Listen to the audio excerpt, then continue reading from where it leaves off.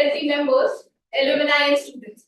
I, Shagun Giri, along with my colleague Dhruv, on behalf of Industry Interaction Committee, welcome you all to Manthan, the annual cross-domain conclave of Indian Institute of Management Kashipur. The theme of this year's conclave is fostering innovation, collaborative leadership for a resilient future. Manthan means deep thinking which reflects learning and collaboration. It brings experts, leaders, and future professionals together to discuss how areas like marketing, HR, finance, and analytics shape the future of organizations. This panel's theme is Decoding Resilience, Strategy in Disruptive Times, which highlights the growing need for a cross-functional collaboration in today's rapidly evolving business landscape. As industries navigate disruptions and uncertainty, the ability to integrate knowledge across domains becomes just an advantage, but also a necessity.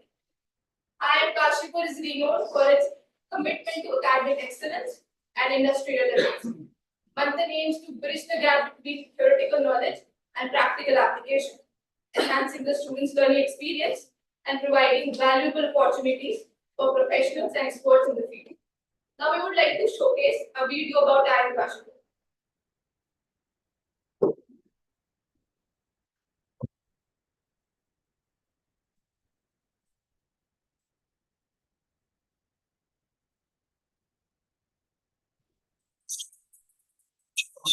Is a second-generation IIM set up by the Government of India in 2011. In all these years, the Institute stands true to its vision and mission. Our vision is to be an institute of eminence that fosters management research and education and develops leaders for creating positive societal impact in a changing world. And the mission of IIM Kashipur is to create and disseminate knowledge through applied and interdisciplinary research and practices in emerging areas of management. IIM Kashipur, a completely student-driven campus, from placement to functional work, from academic to non-academic activities, there is a student body for each discipline. Being a part of such student bodies and event-specific teams, students get first-hand experience of time management, working in a team, situation handling, and managing positive relationships with the administration. We aim to achieve new heights with every new batch of students. We celebrate the ups and downs of the journey of our beloved students and would like to wish them luck for upcoming years. Now we are excited to gain insights from our accomplished industry experts with rich experience and expertise. I warmly welcome our panelists and look forward to an informative and engaging morning with you all. Now I request Dhruv to introduce our esteemed panelists. Thank you, Shagun, for the warm introduction. Good morning once again to everyone present here. It's a privilege to be a part of this exciting conclave, and I'm thrilled to introduce our esteemed panelists who will share their valuable insights today. Our first guest is Mr. Anil Suneja, Chief Financial Officer at Medtronic India. He is a seasoned finance leader with nearly 20 years of experience in the healthcare industry across 5 regions and 12 roles. As the CFO at Medtronic, he drives strategic insights, risk management, and digital transformation. Recognized globally, he has received prestigious awards, including the Global Top 200 Power Leader in Finance 2024 and BW CFO World 40 Under 40 2023. A sought-after speaker and mentor, he is affiliated with XLRI and serves on non-profit boards driving meaningful community impact. Now I would like to invite Professor Kunal Ganguly, Professor and Dean Development, to felicitate our guest of honor, Mr. Anil Suneja.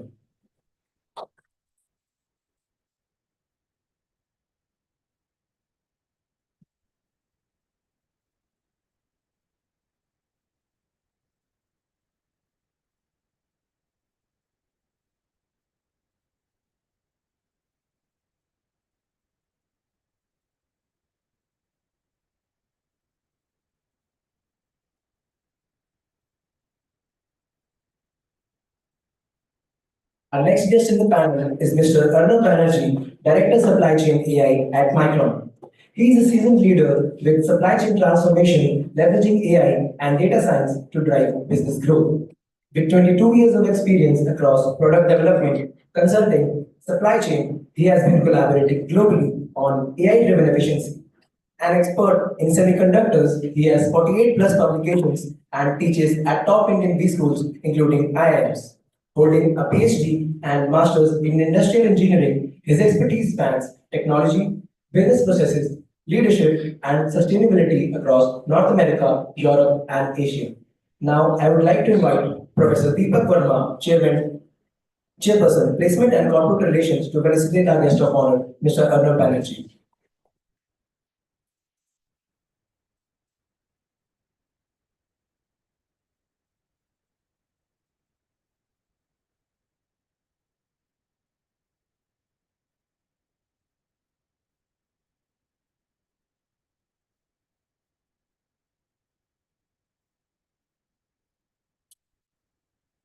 Our next guest in the panel is Mr. Nikhil Bhushan, Chief Technology Officer at Starbucks India.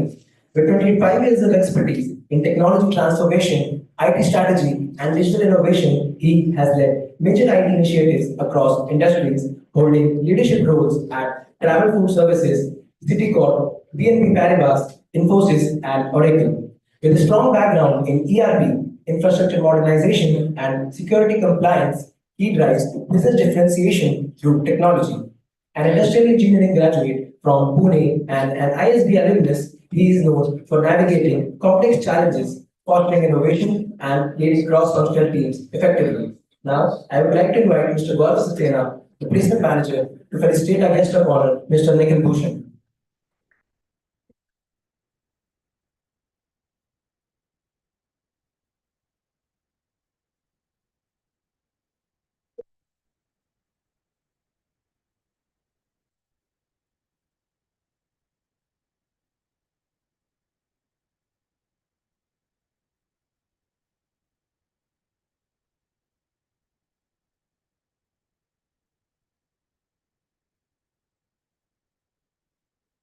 Our next guest in the panel is Mr. Subramanian Chidambaran, Chief Strategy Officer at Cummins India. He is leading key initiatives, including the Destination Zero strategy for zero carbon emissions. Since September 2024, he has also been part of the Cummins Global Corporate Strategy team. Previously, he led strategy and digitalization at Siemens Limited and worked at McKinsey and Siemens Management Consulting. And alumnus of IIM Lucknow and VJTI Mumbai, he has authored several papers on operations and strategy. Beyond his corporate career, he is passionate about Sanskrit, Carnatic music, and he's also holding an MA in Sanskrit. Now, I would like to invite Professor Kunal Ganguly, Professor and Dean Development, to felicitate our guest of honor, Mr. Subramanian.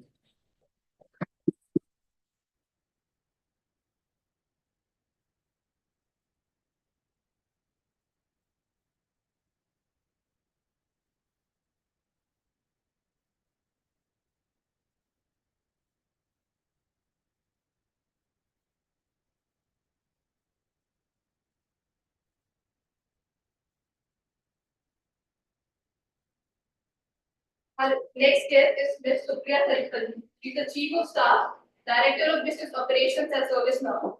She is a seasoned business leader with over 20 years of experience in strategy, technology, and customer success. She is driving strategic positions and operational excellence across India and Israel. Her expertise spans program management, customer success, technical marketing, and business development, focusing on cloud computing, GIS, IoT, and networking. Previously, she co-founded Pure Syn Technologies, leading GIS and networking projects for Indian Railways and successfully transforming the company into a profitable venture. Now, I would like to invite Professor Deepak Verma, a chairperson placement and corporate relations, to felicitate our guest of honor, Ms. Supriya Saripalli.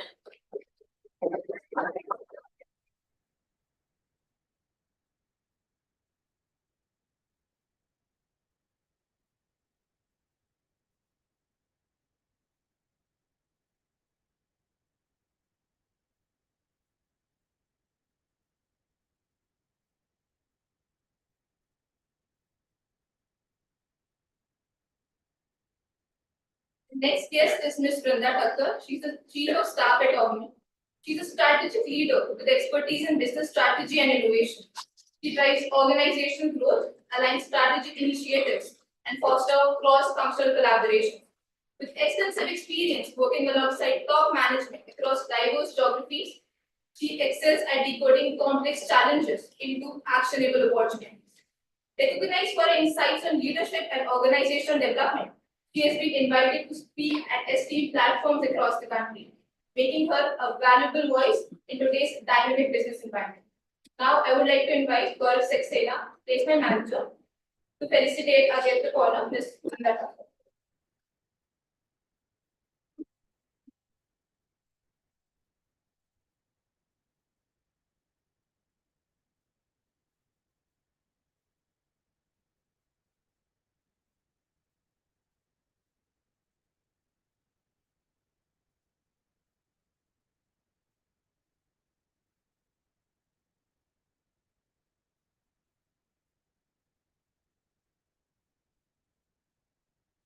Now, I would like to introduce our moderator for this panel. Professor Vivek Kumar is a distinguished faculty member in strategic management at IIM Kashipur. He holds a PhD in strategic management from XLRI Jamshedpur and BE honors in electronics and electrical from BITS Pilana. Before academia, he contributed in R&D at Mercedes-Benz and IFB industry. His research focuses on CSR, sustainability and green innovation, publications in top journals. He has designed management development programs for organizations like VEX Healthcare, Indian Oil and DRDO. At IIM Kashipur, he shapes future leaders through business simulations and strategic management. Now, I would like to invite Professor Kunal Ganguly to felicitate Professor Vivek.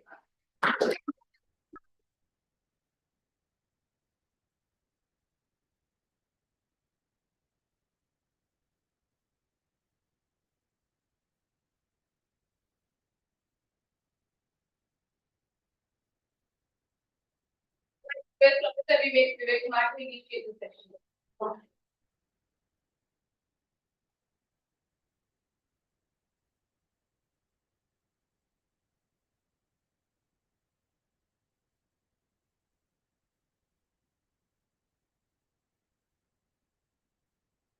Good morning.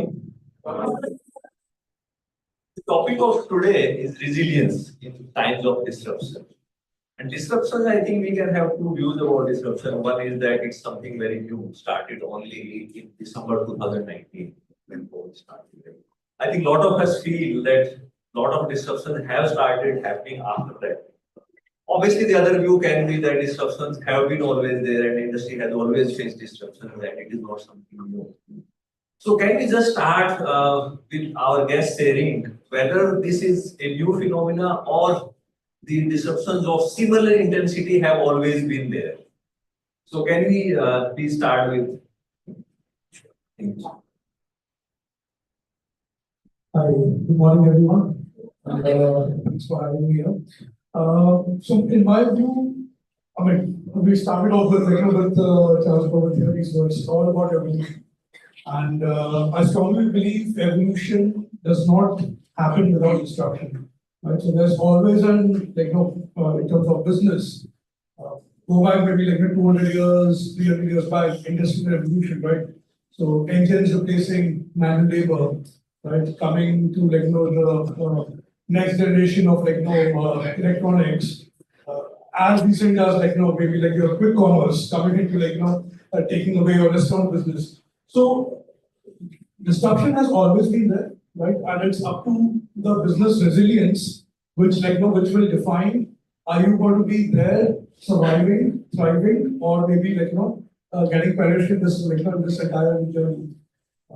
We have big corporations, right? I mean, being part of one of the largest industrial houses in India as part of Tata, right? I mean, we've seen two world wars and still there in business. Right, and disruption has always been a part of the DNA where we actually okay, it's both ways. So one is the external, right, which is more often or not not just geopolitical or something crisis happening. But then internally also I don't think we typically like to be in status quo for more than maybe 3 to 4 years. So there's always something we try to disrupt our own businesses before we probably get impacted by someone external. So that's the way I think it's a normal cycle, and I I hope it's seen positively, and we always be resilient enough to to bounce back. Yes, true. Yeah, right. And Tata Group, I think, has been. Yeah. I would like to add. So when you talk about disruption, what comes to my mind is when I was studying my masters, 9/11 happened. So I still remember I was having my project in Nestle at that time in Gurgaon, and I saw that a plane came and got into the World Trade Center. I couldn't understand or fathom the impact of it, but it disrupted our placements that year. Big way. So even before I started working, disruption was in place, and that was 2001. So it has always been there, and it will always be there. So it's a part of life in itself. Totally agree with you. When I was in my bachelor's, I was preparing for the placements into it was seriously and I read the headline, Lehman Brothers files for Chapter 11. I had no idea what was Chapter 11, what was Lehman. But after I think a couple of months, I understood it very well. So totally agree. Aditya, do you also agree that disruption has always been there? Good morning, everyone. Pleased to be here. So, I think disruption has been there. I would use the word change because, what is disruption? Disruption is a change with the extremely high intensity, right? Do we go through a disruption every 6 months, every 3 months, every year? The answer would be probably no. But do we go through a change every 3 months, 6 months, a year? The answer is yes. Right? So the lower amount of disruption or change have always been there. And exactly the point which you were mentioning, survival of the fittest. Right? How do you embrace that change? How do you evolve through it? And how do you elevate yourself defines the organization and the professionals like all of us. So the fact which is only constant is change. Disruptions have been there, changes have been there in the past, they will be there in future as well. The disruption which, 20 years, 30 years back, we saw that, okay, computerization coming in. The disruption which we are seeing right now is AI coming in. 10 years down the line, disruption will be very different, which we can't even think about right now. So that's a constant thing. It's a thing which is only constant is that changes are going to happen. Yes.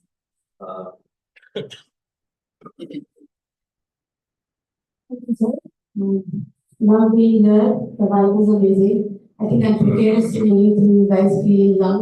And intentionally, I gave a younger picture of my just to feel here. Amazing university, amazing.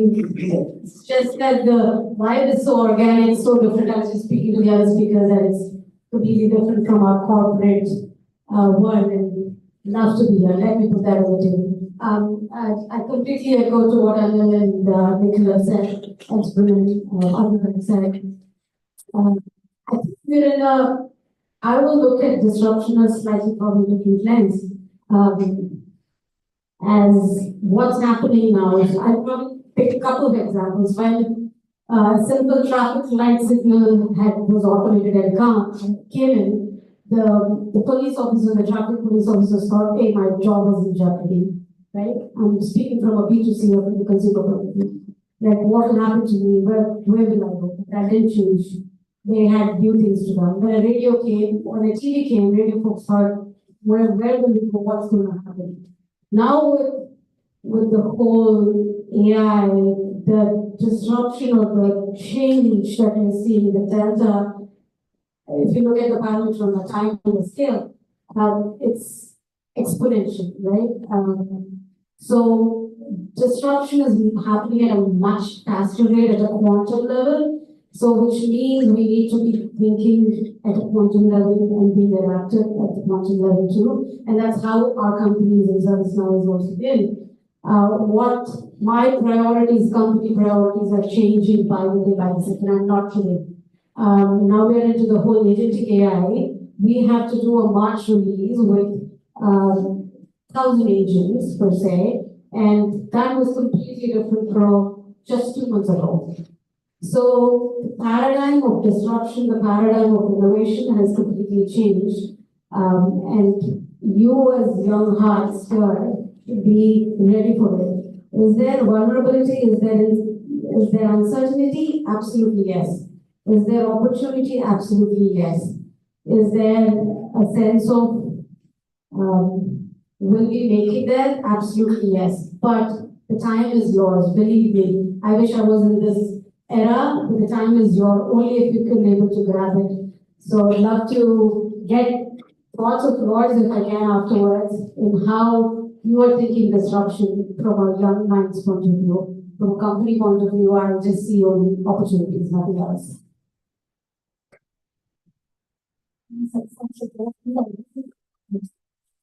And one extent, to sure with all of us.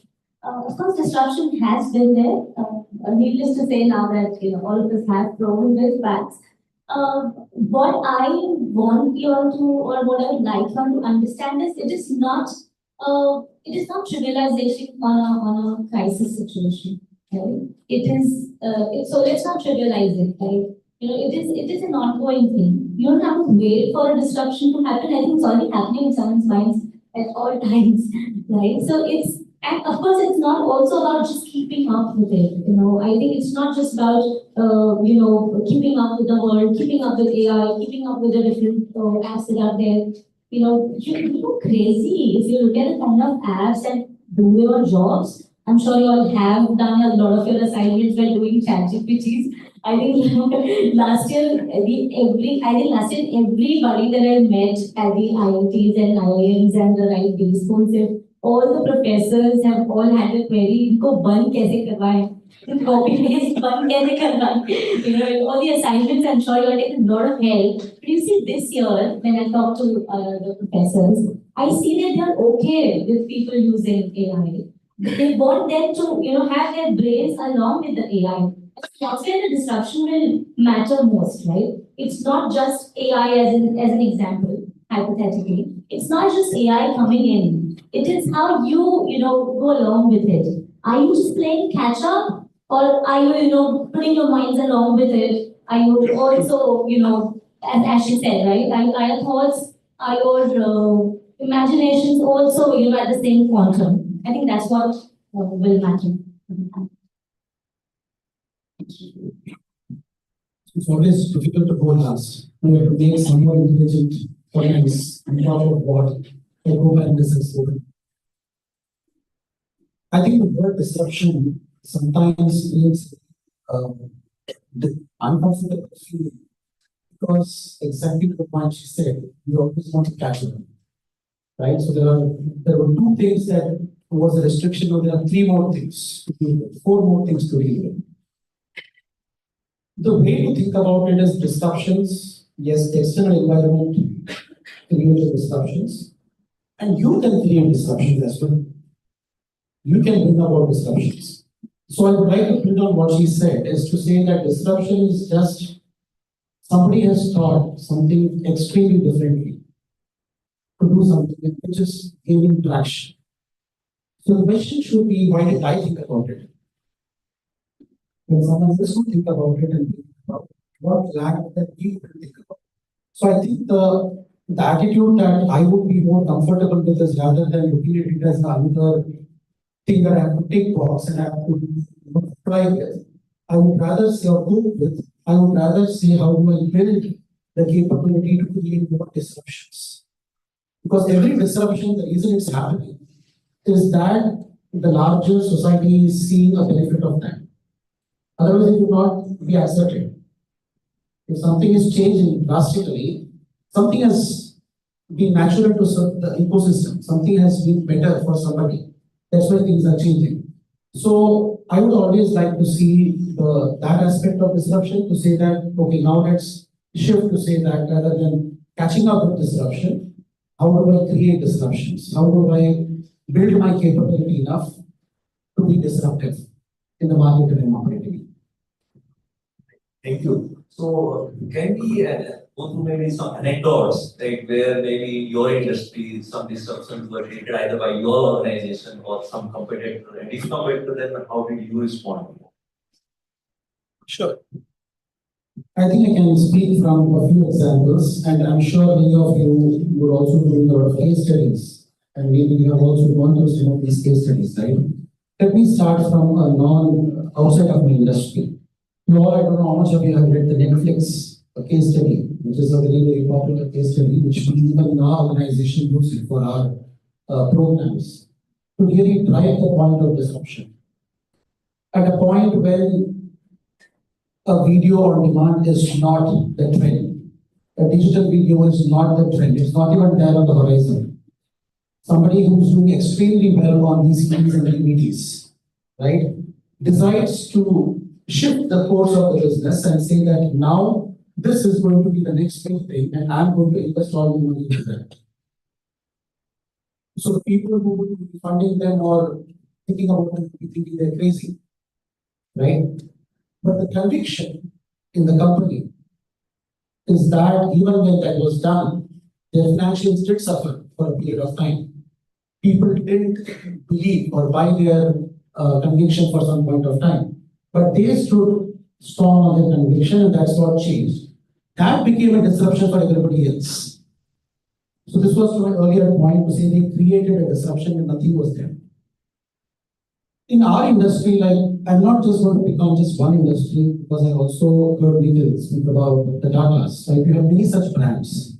You have the Tatas, you have, I can think of my organization, Siemens I have been with, and with Cummins, all 100+ year organizations, highly sustainable organizations. How can you sustain for so long? You can only sustain for long if you have either created disruptions or you have been able to cope with disruptions extremely well. Because disruptions have always been there. So for example, Siemens, which is one of my erstwhile organizations I work with, they started off as a telegraph operator. But today you do not coordinate Siemens with telegraph. Right? You see, coordinate Siemens with so many other things. So at each point of time, they started creating disruptions, be it in the electrical field, the medical field, the healthcare, and so many other spaces. Even like ours, which is Cummins, we started off with just as a diesel engine. We didn't even make our diesel engines, right? We bought diesel engines from somebody and we started selling it. We didn't have our own IP also. From there on, creating our own IP, starting to build ourselves as a diesel engine manufacturer across horizons. Today, probably we are the only independent diesel engine manufacturer that's there in the world. And very soon we are now moving away from diesel and starting to see what next, because disruptions are already hitting our door. And people are going to climb on the rooftops, and I'm sure sustainability is a buzzword, green is a buzzword, decarbonization is there. So it's like everything diesel, everything black is bad, so it's all get to green. So that's also hitting our doors. So we started investing into it a decade back to say that how do we next move into. So now we have moved into hydrogen, we have moved into biofuels, into e-mobility, and so much of this is happening because you constantly keep thinking, and that's a part of my role. Maybe at some point later in the discussion, I'll also jump in on that. As the Chief Strategy Officer, my role is to think about next 5 to 10 years, to really think about disruptions. It's not that I get it all right, because I'm not some divine being that's going to forecast what's going to exactly happen next 5, 10 years. But the key thing is that are you able to pick up the cues? Because every disruption comes with enough indicators. No disruption is landed on your head on just one fine day. Right? There is already enough indicators to indicate that this disruption is coming. Somebody is thinking about it. The question is, are you giving enough thought? Have you having an open mind? Are you keeping your eyes and ears open? Look at these indicators and bet on the right ones. Because you have heard examples where somebody approached a big company to be funded. Right? A startup goes to a big company to be funded. The company doesn't like the idea, and then the startup becomes a big company. Right? Several such examples. So what happened? What was the company thinking when it was ignoring? So I think these are points that we need to think about as we think about disruption. Thank you so much. And as I think most of us agree that disruption is not something new, entirely new. Of course, we maybe the rate of change is increasing, and of course we can't realize it. But in a way, I think because disruption has always been there, is also reassuring. Because if the world has been fine earlier, I think all of us here, especially the students, you can be rest assured that probably the world will be fine later on also. Okay. But one thing I think, one question that probably companies face whenever a disruption happens, or an antidote to that is innovation. The question is always, do we adopt this innovation, or do we try to take this path of innovation? And the question is significant because a lot of capital investment is required, a lot of human resource investment is required. So if we could start with you, like how do companies decide whether to take up some new innovation or not? Because we can't take probably every innovation that comes along. True. So it's a bit tricky one, I think. So like, not every organization can do that. Like obviously, like there are constraints. End of the day, let's say if I'm a small startup or maybe a medium-sized org, I'll be more happy growing and reinvesting in where I'm growing. Right. So and of course, the growing is good. You really don't want to miss the bus in that sense, right? But as you move forward in the spectrum, right, when you're talking of maybe medium to large, and maybe mega enterprises, each of them are I mean, especially when we talk of maybe top 5-10 names in India, so that there is a specific budget which is allocated. Right? So they don't have a choice of not to innovate or of not to maybe have feelers in the market and reach out for the let's say in fact we very strongly believe what we call as fail quickly, right? So I want to try something, it's cheap and dirty. If it works, well and good, we'll then bring it to the next situation and try to take it forward. If it doesn't fail, I mean there's no love lost, right? And we know that okay, there's a risk of failure, and now this is not always technology. Right? I mean, if I put it in context of let's say my current organization Starbucks, there have been a lot of beverages like right now they try to stretch out to the market. A very recent one, I'll give you an example. In Mumbai, we had 100 stores getting completed, I think, just a month back. And we said, okay, how about trying something which is very related to Mumbai and very, very specific, let's say, drink if we can make. Right? And someone in the marketing thought of, okay, how about kala khatta and coffee? Absurd, right? But yes, so we were not expecting it to become the number one selling beverage, right? There was a sense of innovation. We knew, okay, there's a risk. Maybe people will like it, maybe will not like it. Because, of course, we did 2-3 beverages at that time, right? And one of them was a coconut milk-based coffee as well. Something worked very well, right? Something really, immediately people said, what is this? Right? So the whole point is, if you don't try, right, and that is more important. So can I be happy just selling espressos and lattes and mochas? Why not? I mean, that's the 90% of my revenues. People are liking it. Why should I change? But then the very fact is, if I don't try these 10%, 5% risk beverages, or maybe within food, right? I mean, or experiences. So that's important to again, coming back to my initial point. It all depends on where in the journey your organization is. I mean, if you are really, let's say, trying to build a core, I mean, especially if you are, let's say, in today's context, you're a startup, first 3-5 years, you want to really build that base and, maybe have that ROI to your investors and to your, stakeholders. You can't be, experimenting at that point, saying, okay, let me just change my board game and I'll try something new unless maybe you have some angel investor coming in, give that money. But again, on the other extreme, all reasonably sized companies, they constantly do innovate, and whether it's in technology, whether it's in their core businesses, and it could be both product or services, and that's I think a very prudent way of looking how organizations survive at home. Thank you. So the approach, if I were to summarize, is make small experiments.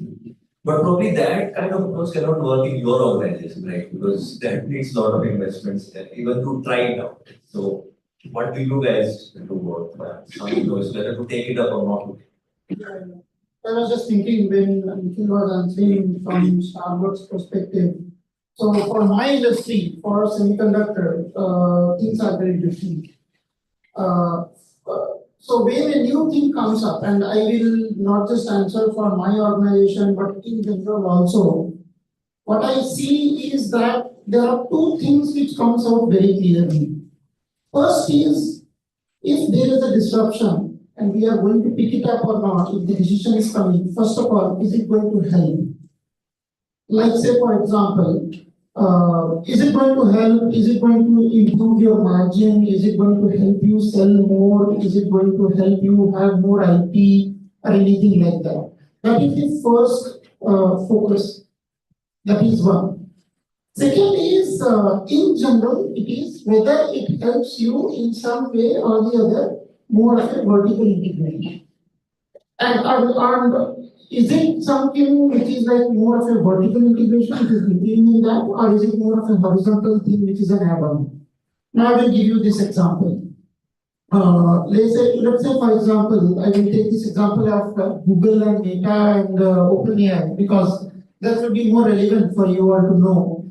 So today, I read the news today that OpenAI has now come up with its own chip design, and it is now working with TSMC to have the own chip, right? You know, in fact, in the last Google, whatever is the Open Summit, already Sundar, which I showed their first chip, okay, which they have designed and is getting manufactured. So the same thing is happening with Meta also, Amazon also, and with Microsoft also. So this is more of a vertical integration thing. They are the users of these chips. Okay, today they buy these chips, and in fact our stock prices went up 2 weeks back because Meta said, "Can anyone just guess what is the Meta's spend on semiconductor in 1 year?" Any guess? It's around $70 billion. They just buy $70 billion of chips. That's it. And they gave a forecast for this year. So because of that, so all the semiconductor companies' stock prices go up. Who are the supplier to Meta? So we are also one of the supplier to Meta. So our prices went up. So if there is something coming which is going to help me in my vertical integration. So when Meta is making those chips, designing those chips, it will be very specific. It will become something like Apple, where it will have the software and the hardware together, right? This is what Oracle did. Some 15 years back, 20 years back, Oracle did. Oracle was primarily a software company and used to have the databases and then the ERPs and all those things. And then they started buying hardware companies. Then they started buying Java and all those things. Today, you must be knowing Java is a Oracle product, right? So they started integrating. So it also comes down to that, whether it is going to help me in that way or not. If it is, then whatever company you are, you will do that. Or it is going to help me in my profit. So generally, that is more around the software part, the IT part, and things like that. If it is going to help me in that, then we adopt it. Otherwise, does company do? Yes, they do, but it has to be in their roadmap or something. But otherwise, no one will pick up anything because it's new and try to bring it up. It will not work in that case. Actually, why yes, I mean, like, one is whether it's going to be in line with the company strategy. But at times, and a very recent example, top of my head, right? I mean, quick commerce. So quick commerce today is like around 14,000 crore market in India. Not many QSR brands are like on board. I mean, it's very difficult to imagine like having coffee delivered wherever you want within 10 minutes. But right now the situation is that okay, like we are being forced to think, can I afford to miss out in that market? So while it's not in my roadmap, it's not in my strategy, it's a ground reality. If I don't do it, maybe someone else will quickly get there and capture it. So that's where again the risk appetite comes in, right? So maybe a small coffee shop cannot do that, but then like being an enterprise and being let's say pan-India present, I cannot even miss that space. So like right now, as we speak, back in my office, we are really struggling to find out how do I participate in this market? I don't have to burn my fingers, so I cannot be investing heavy in terms of my capital and all. I cannot miss out the space because again, like it's not a 2 year, 3 year roadmap. I need to do it now, right? And that's where the innovation, the resilience, I would say, the jugaad of trading minds really come into play. And we are surely get there. So just to your point, so like at times you're just forced, your hand is forced to adopt something, and the risk of losing out is too high. Yeah. At Micron, I think the risk is even more, right? It's not only, of course, probably once you have the innovation, probably we can't think, okay, should not be solved, right? But of course, we have to think our bottom line. We have to think if something goes wrong, how it might impact people, right? So how do they do strategy at your organization? So I would refrain from taking examples from my organization and talk more about the healthcare medical device industry, how innovation works there. So specifically, innovation for healthcare is a matter of science. It's not a matter of option. Why is that? Because if you don't innovate the product which is available today, whether it's in pharma sector or med devices, sooner or later, there will be copies of that. Competition will have those products at a lower cost. So the organizations who are playing long in this whole journey, they have to spend substantial amount of their money on research and development. Now, these research and development can be more structured or can be unstructured. COVID is one great example wherein the organizations who are doing clinical trials and multiple other things, they have to hold those investments there and start putting money behind the COVID vaccination. So innovation for a healthcare sector is something which if they don't do that, they won't survive. Now the way innovation is coming across and how this is changing the whole healthcare dynamics, maybe I'll take this moment to kind of share more about AI aspect as well. How is innovation driving the whole thing? There used to be days when the treatment used to be done when a person has to go through an invasive procedure. Invasive is there's a part of the body, the instrument or a machine has to really hook in and get the desired outcomes there. Today, there are products which is available in the market. Just to give an example, it's a pill cap. The word pill cap itself indicates that it's a pill which you take it and it has a camera inbuilt. It goes to your body through various intestine and helps to, with the algorithm of AI, helps to find out where the issues are or potential issues are where it can be 2 years, 3 years down the line. That's one example which is non-invasive, but it's futuristic. Another example of that is the product which is coming in. I mean, India is a diabetic capital of the world. India has an extreme high blood pressure related illness. There are good proportions of the population who are on the high medication of blood pressure stuff. There are new technology which is there, which works on the degeneration of a nerve through a mechanism which is built again from an AI perspective, which brings this whole indices, a person who's on say 5, 7, 10 medication brings to 1. Now, the point which I'm saying is, these are not the over-the-counter stuff, these are not therapies which we have heard so far.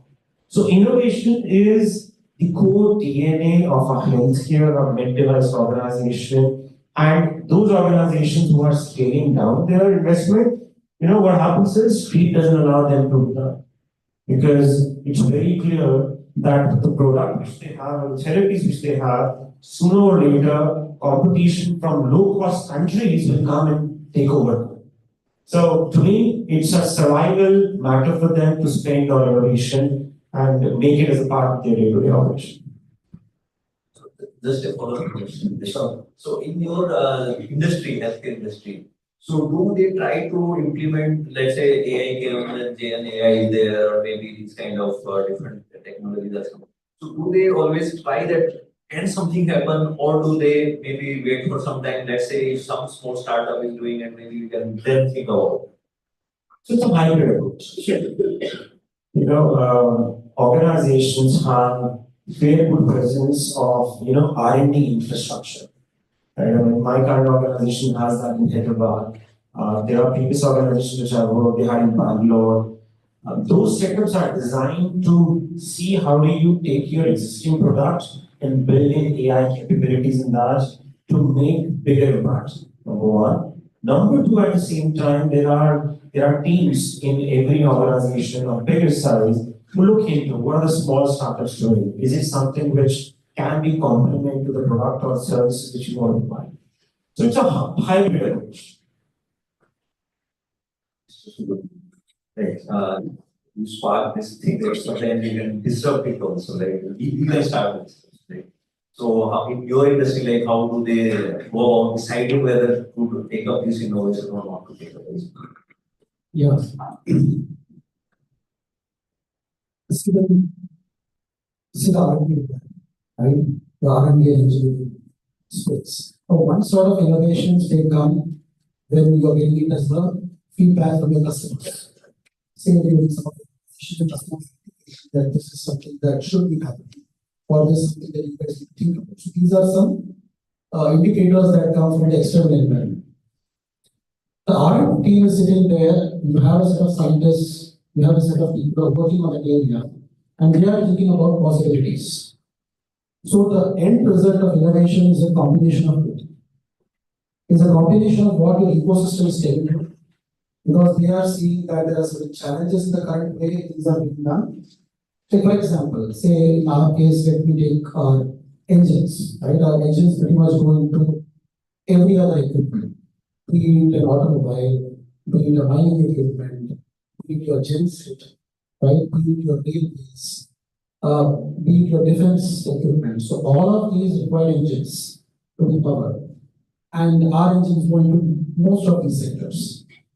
Now the question is, these customers would have their inputs to say that our mining equipment needs to work in more difficult conditions, right? They need to work under much more higher temperatures. They need to work on certain higher altitudes, defense equipment, right? You have alien conditions. So these inputs come to say that like for example, automobiles, you need to work in more rugged conditions, right? Your trucks, your tractors, and so many. So this is one set of input. The second set of inputs is for our engineers to think that if today my fuel economy or the efficiency of the engine is say 95%, how do I get it to 97%? How do I move up the fuel efficiency? This is not something that is asked by somebody. I start thinking myself, how do I get it to the next level?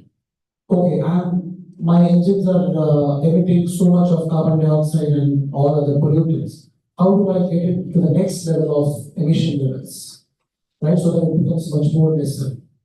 Now, these are aspects that we start thinking internally, and then we get these inputs, and then the combination happens. Now, just as an extension of what Anil said, the problem in some of the organizations when they grow big is that you get stuck in your process, right? Because you have a certain set process. You have, as many of us you would have heard now saying that we have business targets, right? We have revenues to match, profitability targets. So if suppose an idea comes and that's not going to give me profitability for 2 years, my CFO, right, like Anil is going to say that no, I have to approve the case for sure. So that becomes a challenge for organizations when they go beyond the point. So the point is, how do you retain agility for innovation? While at the same time, you are not losing sight of your basics. It doesn't mean that I can start investing in anything and everything and start losing my everywhere. That also doesn't matter. But how to create that innovation? You call it incubators in the common sense of the term. But for institutes like the IITs, it's easier to do that, right? To create those incubators. Or even for startups, it's easy. But for established organizations, it's much more difficult. Because you have 100 expectations to meet. And at the end of the day, you have the shareholders. So your share price is going up and down. Right? So you're ultimately catering there also. So you have 100 things that need to be taken care of before you decide. So despite all these challenges, how do you still remain innovative? How do you still allow your creative juices to flow? and you give that space, as Arnab also said, fail fast. How do you create those mechanisms within an organization is much more challenging. And for that, you really need to take tough calls. You need to take risks. You need to fight a lot of battles, and then you get it done.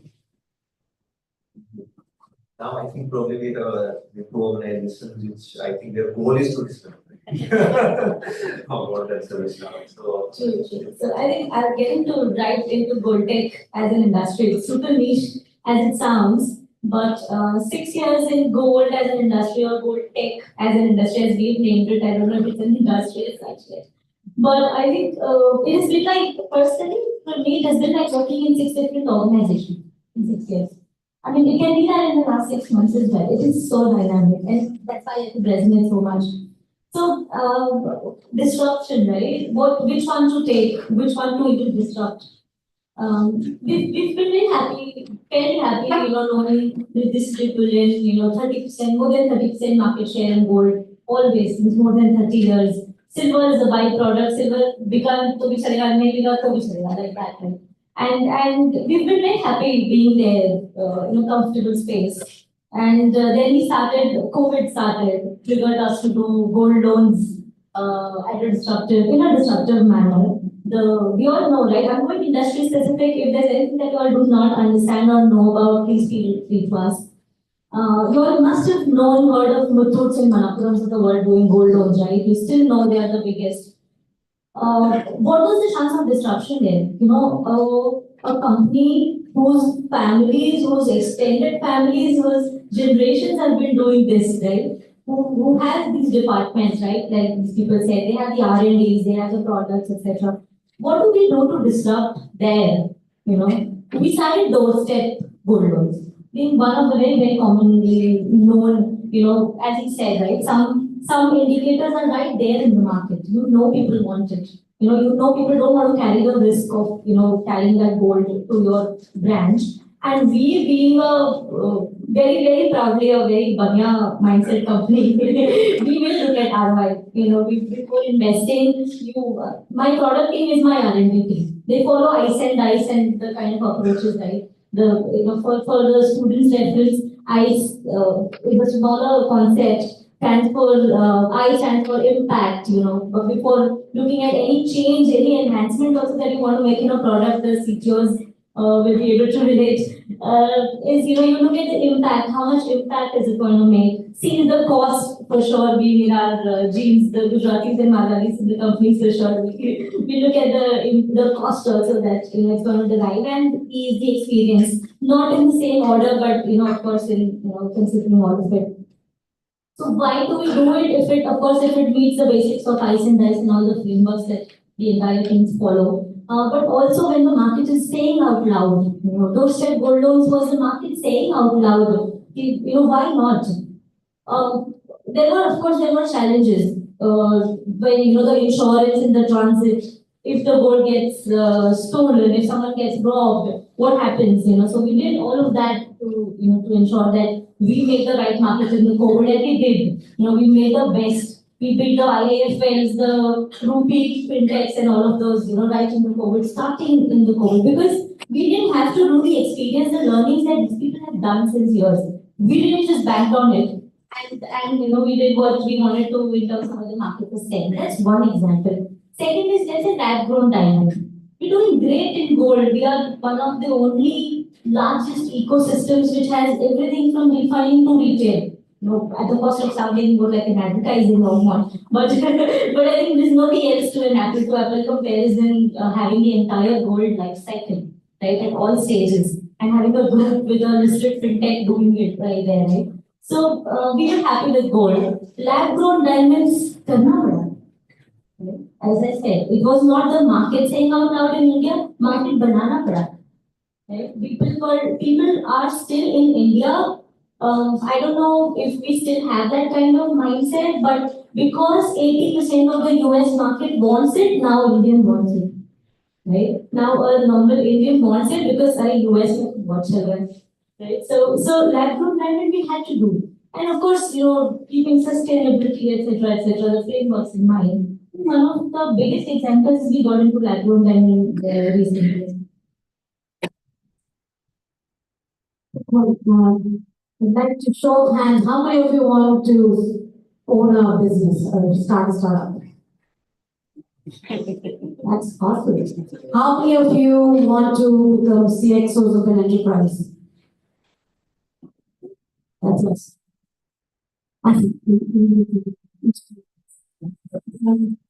reason I ask this, there are two things that are coming from my panelists, right? One is from the disruption point of view and from the innovation point of view. I'll probably just zoom out and give you guys a little bit. From a disruption point of view, any time, as Anil has mentioned, change is a constant. Enterprises and even startups, anybody to that matter, and this is a life skill, you always need to go to the drawing board. And I'll give you three things. I love 3 points always. I think it's takeaways. Three key takeaways for you guys. One, what is the purpose? What's your anchor, right? What are your values? Be it an enterprise, be it an individual, be it a startup, it always comes down to that purpose, right? The second thing is draw your baseline. Know your strengths, know your weaknesses. That applies to us. And I'll give you a comparison between my favorite startups and how it's done in ServiceNow. And the third thing is, once you know what's your purpose, once you know your strengths and your weaknesses and your baseline, where do you want to go, how do you want to innovate, and all that good stuff, fail fast, etc. And from an innovation point of view, the equation is very different for everybody in different companies. Like, for example, analysis from electronics is a different complex equation because there are guardrails, guidance, you're playing with humans' life. For a chip design, it's different. You need to design it. For me, in a software, it's in microseconds. It's not about how many lives I'm probably am I touching. For example, the purpose of ServiceNow, how do we make the world work better for us? So two things. One is on the disruption side and one is on the innovation side. So when you're thinking, folks who are thinking about startups, why did I have two failed startups? Because I put all my eggs in one basket. I went into database. Before that, I did have another startup, which is into voice over IP, the then Disruptive, which is voice over IP, and then I went into call centers. That's when the call centers. I saw the gap, we got it. I had the network. I moved back from the US. I had the contacts, and I did make a good chunk of money. And I then, me being Desi, I thought I'd change the world, I'd change India. And I saw a gap. I know for a fact that I'm not an innovator, but I know for a fact that I can change fast, I can get onto it, I can look for gaps. That's my strength. That's where I went into railways, where there was, you guys won't believe, there were rooms like this, at least 10 of them in Delhi, with tons of manual sheets where all the GIS, where they have the cable cars, all of that is manually on a piece of paper. It has not been digitized. It hit me right there and then. And this was one of, again, coming to the point of networking. I saw a gap there and I knew I could get in there. And I made contacts. 3 years down the road, I'll be back, a 5 crore project. I still didn't get paid for this. That's a different story. But I backed the project, I made it. But what happened there is I did not think big. I did not have a 5-year, 10-year strategy. I did not know how to take this to different places and replicate that. So, long story short, what I'm trying to say is know your anchors, know your strengths, and then that's when you will be able to think about disruption in your own landscape. The second piece, from an innovation piece, I'll talk from a software point of view, to what my dear panelists have talked about, is I have the incubation centers, fail fast, all of those, but know your equation, right? For example, at end of the day, I'm making it very simple and high, very high level. End of the day, for any business, two things. Mula, time, right? How much mula is coming in, how much mula is going out, what's my ROI, etc. And time. time is equal to productivity, time is equal to operational efficiency, etc. These are the main two levers that any company works for, right? So for me, at ServiceNow, you must have seen Satyanadala saying that SaaS is now irrelevant. Software as a service is irrelevant. Then we need to go back to the drawing board and have our variables, what are the variables, what are my constants, and where can I make the gap? And then think through what are some of those use cases. Again, going back to agentic AIs, it's agentic. I'll give you an example real quick at a very high level. So I was working with Rajat, Saloni, and Lavanya for the same, for the Conclave. If I did that into agentic AI, right, three things. First, you'll have to figure out your theme. Right? You have to reach out to the speakers, panelists. And third is how do you build your outcomes from this thing, right? Now it was all done manually. If you think about it, thought about it, there is an agentic AI for IIM Kashipur. You've been around for 11 years, so you know your data, you know your confluence, you know what your outcomes was. Maybe 5 years back, your outcome was just to set this up, and this number of speakers was different. Now your outcomes are different. So if you have that data, you will figure out what my theme is, and you came up with resilience and innovation. Right now, it's all a tribal knowledge. It's not. So if you have the data, you have an agentic AI. Then you will go. That agentic AI will talk to the different agentic AI, say LinkedIn, Twitter, etc., and then say, hey, give me the profiles and who should be the speakers so that it fulfills my outcomes. And what are your outcomes? Maybe brand, maybe visibility, maybe placement. So in your equation, what are these three different things, right? And then you go about doing it. If I take that to the thing that you have done right now, I'm saving probably 10 hours for Rajat or 15 hours for, say, Lavanya. Right? Enterprises now, for me, the problem is I get a time back, how am I getting operational efficiency from that?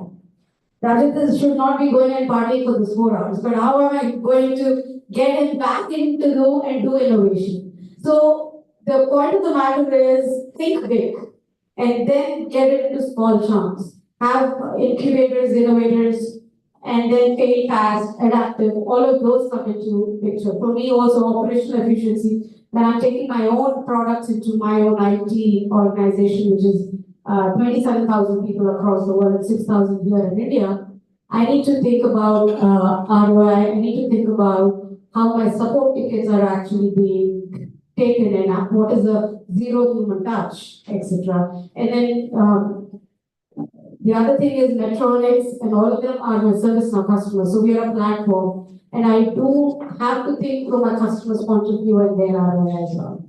So that would be my 2 cents. Thank you so much.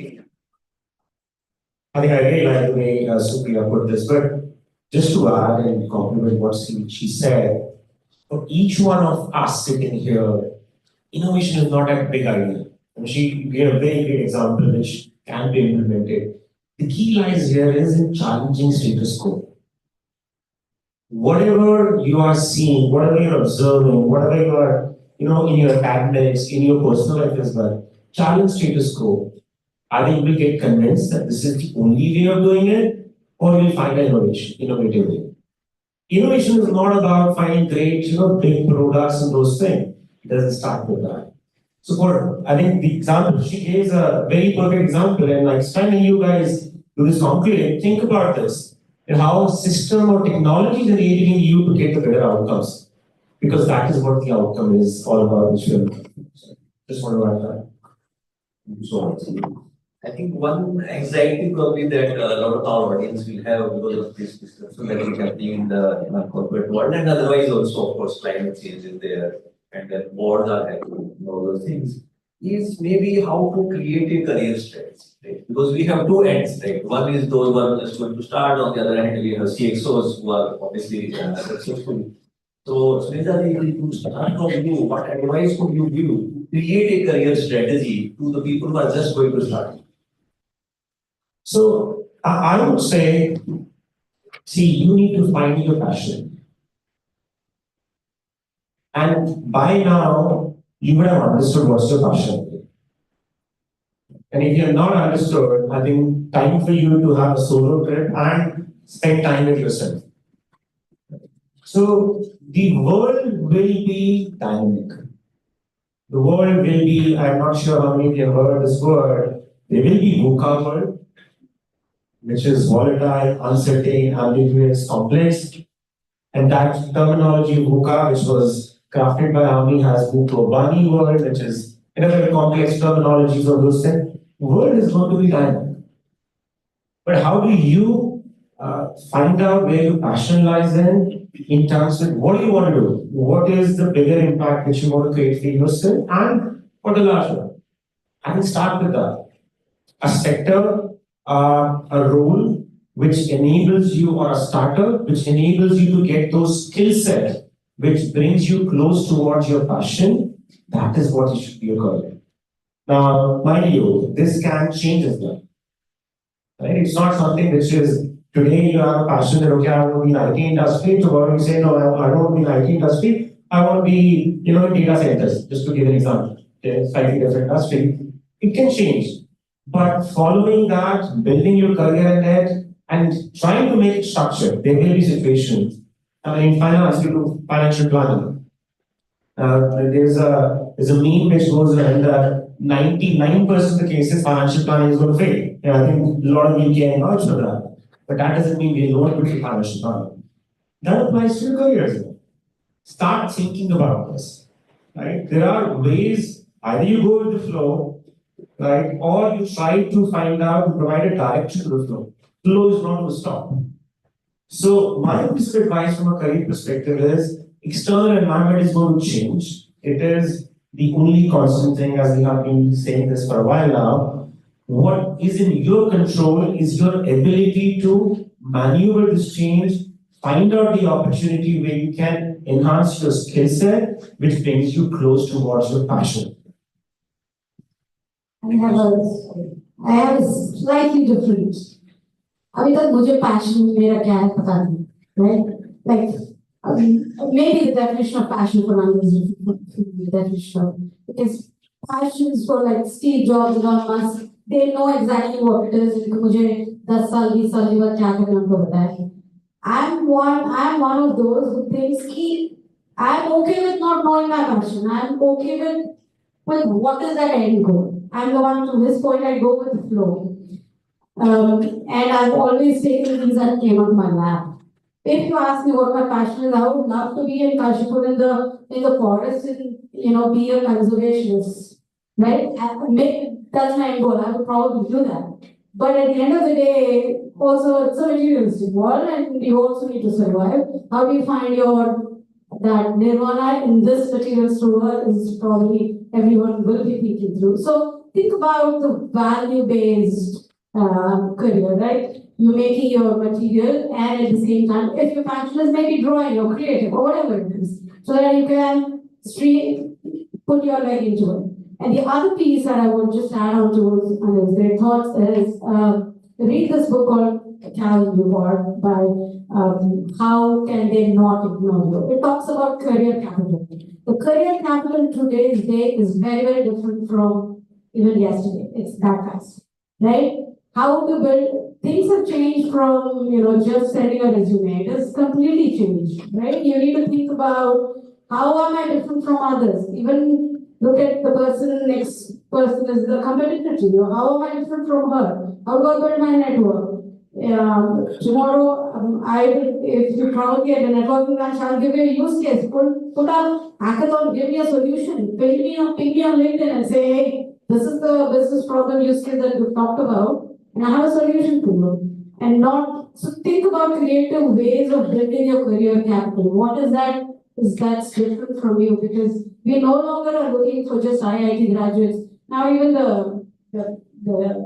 I think being on the PhD, yes, if you're a SPE in one vertical, it's good. Having a degree is no longer for me. I'm looking at those. And US is much farther. They're not even looking at the stamp of which institute that you're coming from. So I'll throw at you 3 books. Keep reading. How to Not Ignore You, all in AI, which is with Devin Port's book and Prediction and Power. Prediction and Power is also by one of the Indian authors. It's amazing. It talks about the minimum basic unit of analysis. I think you're doing MBA analysis, how that analysis turns into prediction, which is in a business scale, it is about money. In a societal scale, it's about power and control. So I'll leave you with those three books. Then build your own career capital, guys. Your future. Thank you. And you talked about Steve Jobs, and I don't know how many of us know. Initially, like his interview was there, and he was saying I was very confused. I didn't know what to do, and so I thought what I will do is go to India. So he came to India, and he visited this ashram. This is very, I think, only 80 kilometers from us. Neem Karoli Baba Ashram, right? He visited it long back, and he was there in 74. Yeah, he was there in that ashram and many other places. It was not famous. Even I think 7 8 years ago, it was not famous. Only after Virat Kohli went there, it became famous. But after Steve Jobs went back to US from these ashrams, he had, I don't know, an alarming level of clarity. Like after that, I think he never had any kind of confusion. So I don't know what happened there. I have been by that ashram many times, not inside. That's okay. You should go to the ashram. But now it is so crowded that around 10, 15 kilometers before that, like you will find the traffic jam starts. And earlier you will not see a single car 5, 6 years ago. Right? But anyway, Arnab, coming to you, like how can we craft a career strategy in these times? I was thinking when Anil was answering, and she was also saying, my take is slightly different, although maybe it will be in similar lines to what they both said. My take is you can't design your career. In an Indian scenario, especially, to a very great extent, you can't design.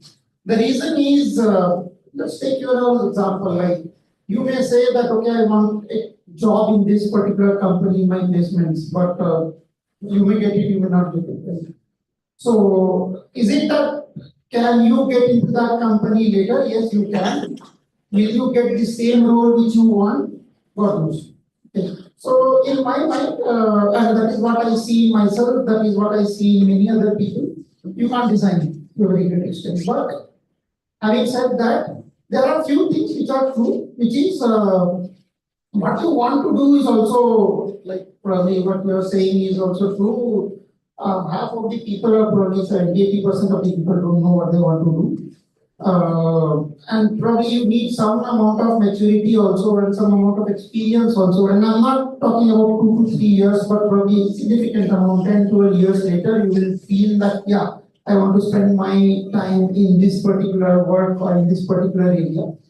So you can't define it, number one. At your age, you may not be even knowing what exactly you want to do. But having said that, there are few things which should be clear to you, and you all are clear in that. Like first, for example, like you don't want to work in the finance area, you don't want to work in the engineering area, so you are doing an MBA or whatever. You are doing an MBA because you don't want to do an engineering work.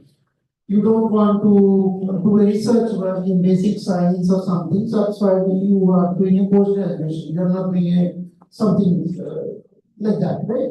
So at a very broad level, you should be clear. If you want to do it in operations or marketing or finance or technology, that has to be clear. Without that, you are absolutely aimless. Then it will become very difficult. Once you have identified on that, in that area, what you love to do, you can use the word passion, but otherwise also what you love to do. In my mind, one thing which you have to keep in common is technology. You have to have your exposure in technology because whatever job you do after you have studied from here, technology will play a role. So you can't ignore it. It has to be with you because you are just stepping into the world of a job where the world is changing and it is so becoming technologically savvy that if you are not at par with it, you will go obsolete. Okay. So first thing is you need to know in what area you want to work. Second, you have to have technology with you. Third is, in that area, And you will see that and when I look at myself and when I look at my friends also, everyone has some area of strength. There will be some people who will be doing very good presentations. There will be some people who will be very good speakers.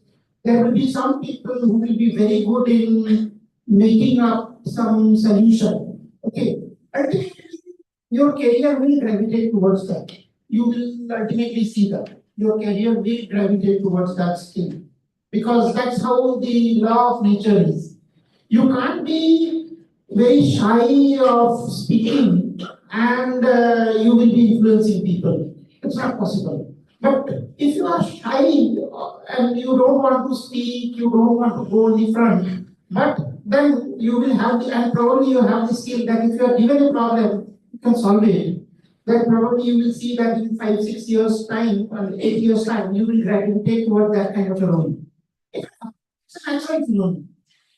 So three things. One is you know your strength, what you can do. Not that it is needed for your designing the career, but it's important for you to know. Second, you know your area where you want to do, whether it is finance or it is marketing, whatever it is. Third, have technology with you. Have technology with you. It should be a big aid for you. And the fourth thing is read. Read and read a lot. Okay? And it's not just that you have to read the textbooks or what is being taught. That will always be there, but probably that will end also. In another 6 months' time or in another 1 year time, it will end also. Okay? But have the habit of reading. Why it is necessary is as you do your job, you need to have perspectives. And the only way you can gain perspectives is by reading. YouTube देख के perspective नहीं आएगा. Problem ये है. Instagram reel देख के और YouTube देख के आपको perspective नहीं आएगा. It will be only entertainment for you. Okay. So where you can get perspective is by reading. And be open to read variety of things. It's not that if you love fantasy or if you love fiction, then you stick to it. Do that. Do that. If that nourishes your soul, do that. But read other things also. I think if you do these four, slowly you will see that you will be able to make up the maze and design your career. But in my mind, you cannot design it now. Thank you so much. I think that this cost of living crisis is going on across the world, not only India. India, I think, is to a lesser extent as compared to the rest of the world, right? And as Vrunda used the word trivialize, is the one way to trivialize what these billionaires say is cut down on stuff. So what does Starbucks have to say about that and how to build a career? Honestly, I really don't see myself qualified to give any advice on careers. Start with, because I never wanted to actually do engineering, right? Somehow I ended up doing engineering. Computers was the last thing on my mind, right? And in the circumstances, I joined a company called Decoding, which was into software services. But yes, the full part is you should have a curious mind, right? So irrespective where you start your career, trust me, startup career is not the end of the career, it's the start, right? The minute you get exposed to the corporate world, you will understand, okay, it's an ocean out there, right? And probably if not coding, you can be designing. If not designing, you could be quality testing. If not quality testing, you could be probably doing a support function, whether it's finance, whether it's HR, whether it's supply chain. There's so many opportunities, right? I believe, if I really box my last 25 years into 3 buckets, the first 6-7 years was only exploration. Right? So I did maybe 3-4 stints in different companies, tried to figure out where I'm going to survive and where I can thrive. Right? The second bucket was when I with the foundations, right? I got into an industry which was not related. And trust me, that actually helped me thrive a lot because coming from an engineering and now, with 7-8 years of software industry, I got into banking. And then I realized, what are people doing now? There's so much automation you can do, and that really helped me make an impact right? And that I think that stayed with me for almost 10 years. And thus, again in 2018, from banking, I moved to food and beverages, completely unrelated. But again, like, the minute I moved, I could see a huge lot of, I would say, it was like a football ground with me, the only player.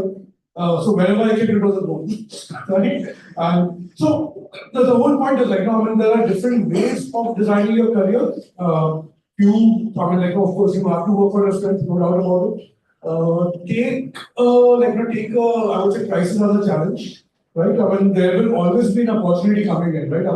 So maybe it's a blind spot which you don't know yourself right now, till the time you face the situation, and you may just excel at that, and probably, maybe want to make a switch altogether. And that's why I said, okay, passion, I agree. My passion is, of course, wildlife. Can I make money out of it? I am not very sure, right? But at the same time, you need to be realistic as well, right? So there will be, especially when you talk of startups, do keep in mind, out of every maybe one success, there will be maybe close to 999 failures, right? So it's a 1 in 1,000 possibility that your startup will, survive the first year.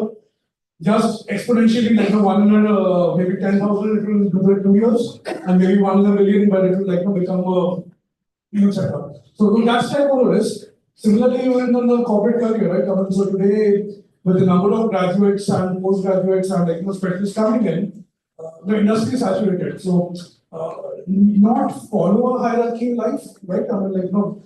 Use your I would say risk-taking years to actually take risk.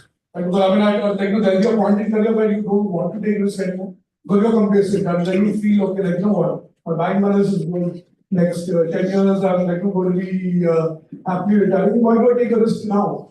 Right? But then again, you have maybe B2B environment of the world, at age of 50, 40, again, restart your career. So that's a very, very personal choice. And it's all up to you. What is your risk appetite? What are your obligations?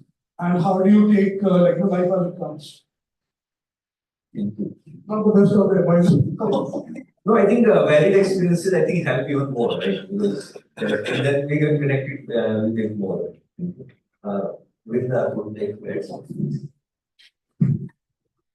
I think my points may be a bit different, and of course, as Arnab said, it may relate to getting some points.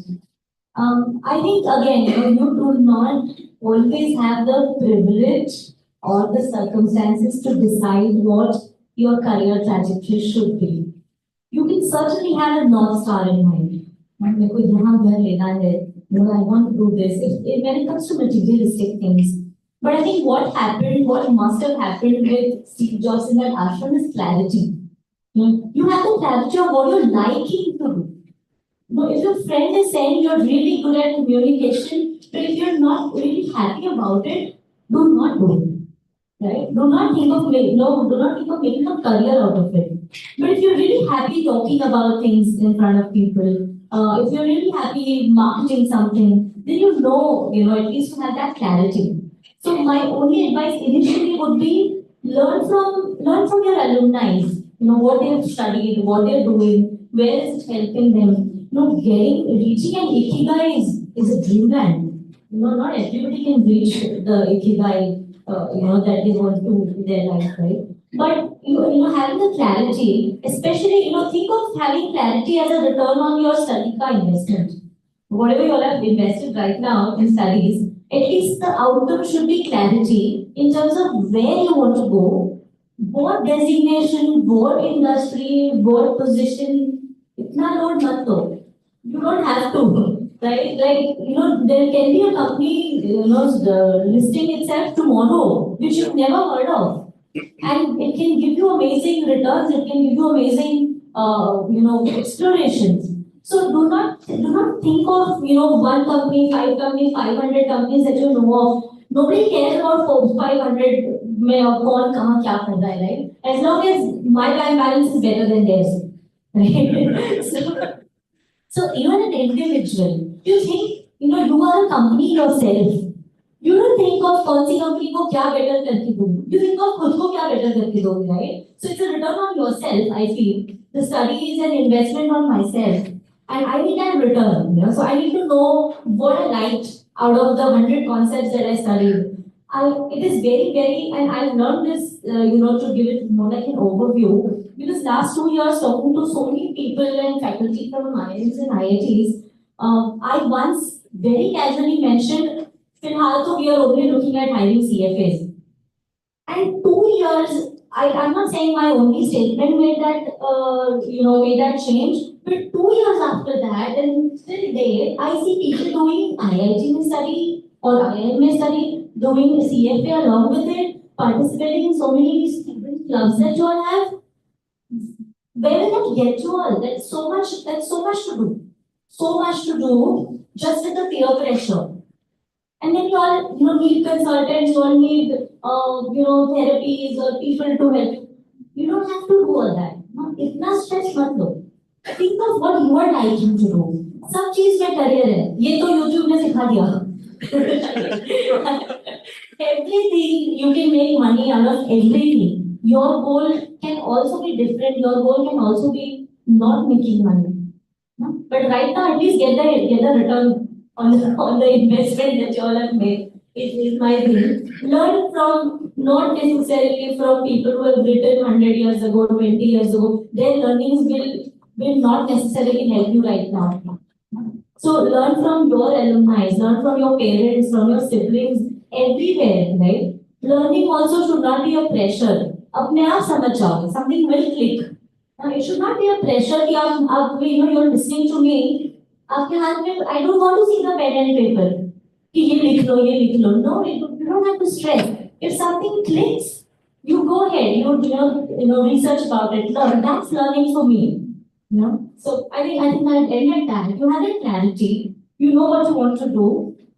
उससे ज़्यादा important है, give it your all. Whatever you're doing, I think each one of us we are where we are because we gave it our all. We still have people who are doing our jobs better than we could do, right? But because we gave it our all, we are where we are, right? So that's number 2. You have the clarity. कुछ नहीं समझ आ रहा है, तो जो हाथ में मिल रहा है, give it your all. Is what I would say. One more thing I'd like to add here is that, and that becomes very important is, sorry, I forgot to say. It's not about, I forgot. It was coming to my mind, I forgot. I will say. I think listening to each of them, I would say that I'm not one to point the first one. So second, that each of them is something that resonated with me. So also somebody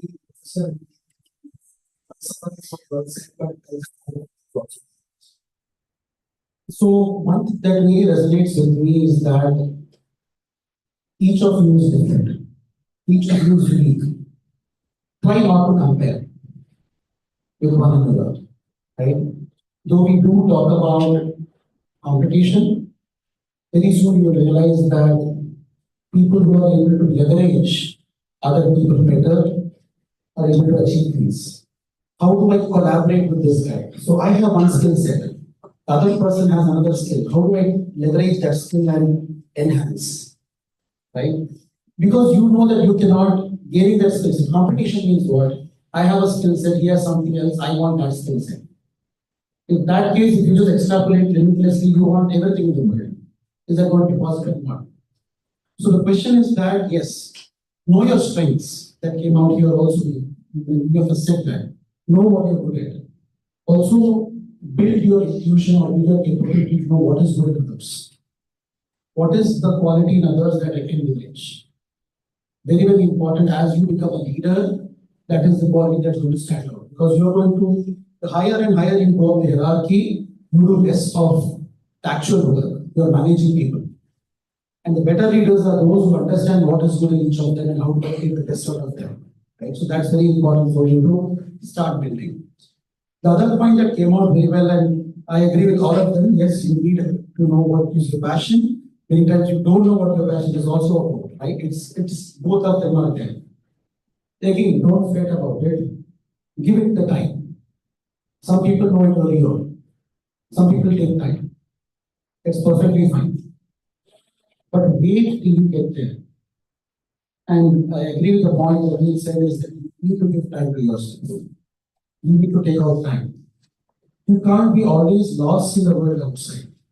You can't be always lost, okay, this person has scored this much, that person has got this job. You can't get stuck in that all the way. At some point, you have to stop there and say, okay, let anything happen in the world. What do I want? Where am I going? You need to give that time. Some people are by nature introvert. They might, for them, this might come easier. Some of you might be highly extroverts, but still you have to learn to devote that time to yourself. I think you do it either in campus, it's much more easier to do. The moment you get into a job, it's going to be much more difficult. The moment you get married and have children, it's going to be even more difficult. I'm just saying, the earlier you do, better it is for you. You have time at least with you. The other thing is that, even if I take my case, right? After engineering, you have always that journey. People technical engineer, right? You should do something engineering. So you join engineering. That fad comes down. You say that, okay, that has been short management, all those things. So the engineering thing has come down to something else. Then you have the MBA craze. I'm sure most of you have joined because I have joined that night. Somebody has done an MBA, somebody has done an IIM, so मुझे भी करना है. Yeah. 5 placements, I want to get to this job, I am. Okay, so you can do an MBA. And IIM. After that, you get placed. I got an internship with McKinsey. Until then, I didn't know what McKinsey was. They came on campus, everybody said, this is the thing you have to support. It's a day zero company. Prepare for it. Okay, prepare. Got through, then went through the experience. I liked the experience. I said, this is good. Management consulting. I didn't know what management consulting was. Then I joined the firm. After 5 years, I was like, I'm done with management consulting. I don't want to do this anymore. Right? I want to come back.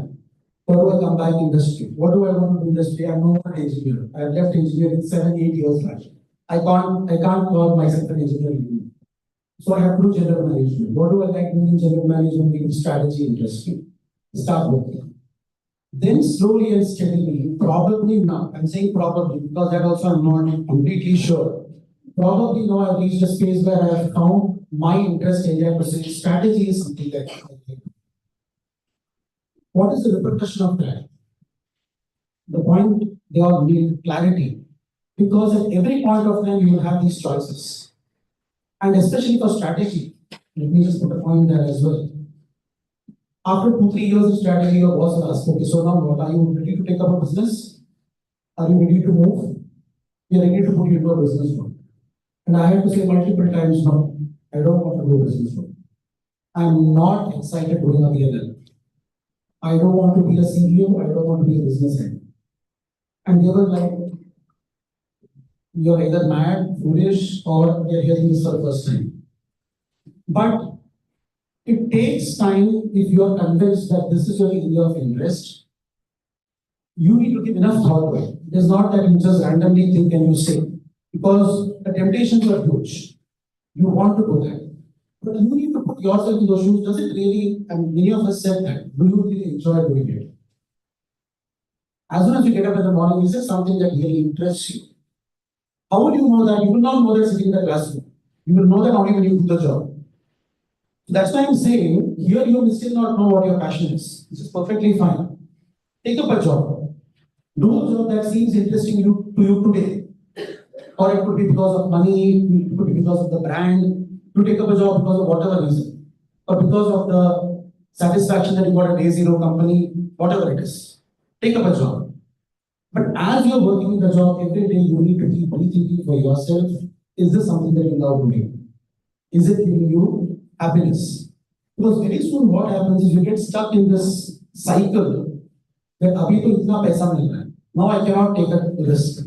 You know, you get into a risk-averse situation, you cannot take risk, then you yourself convince. It is a self-fulfilling prophecy कि ये मुझे अच्छा लगता है ये काम. I love doing this. That is very different. See, whether the person has a passion or not, he or she can be successful. Success has got nothing to do with passion. Okay. The question is, what are you feeling inside? Success is about outside, right? How much money you have made, what position you are in. Even if you ask the CEOs of many companies today, if you ask what really they want, maybe they'll say something else, right? So that has got nothing to do with what the position they hold today. So you need to always question yourself, am I feeling happy with this? And it's perfectly fine up to a certain point for you to stick to something which you may not be completely happy with, but you're doing for XYZ reasons. You want to financial security, you want to provide for something, perfectly fine, do it. But always keep asking that question. And at some point of time, you should live your life. At some point of time, you should be able to take that risk. At some point of time, you should feel, now this is what I want to know. I'm saying there are people who live even without doing that. There's nothing wrong. But if the question comes to this, I would say that is more important than, and I agree with everyone, you cannot design your strategy, your career. No, it happens. And when it happens is when it becomes more beautiful. It is much more rewarding at times. You might get a much better deal than you were thinking about it. You would have thought that this is the best company I should get to. As she said, the startup is just being born and it's, how do you know this? Right? You have to leave certain things. You should not keep holding on to everything. Right? You should learn to leave. So what is important, as also many people said, how best can you work on yourself? That is the only thing that is in your hand. You are in your hand. At least you should be in your hand. You should not leave yourself also to others. Okay? You be at least in your hand to decide how do I work on myself? How do I make myself more skilled, more capable, so that when the right opportunity comes, I'm there, ready for it.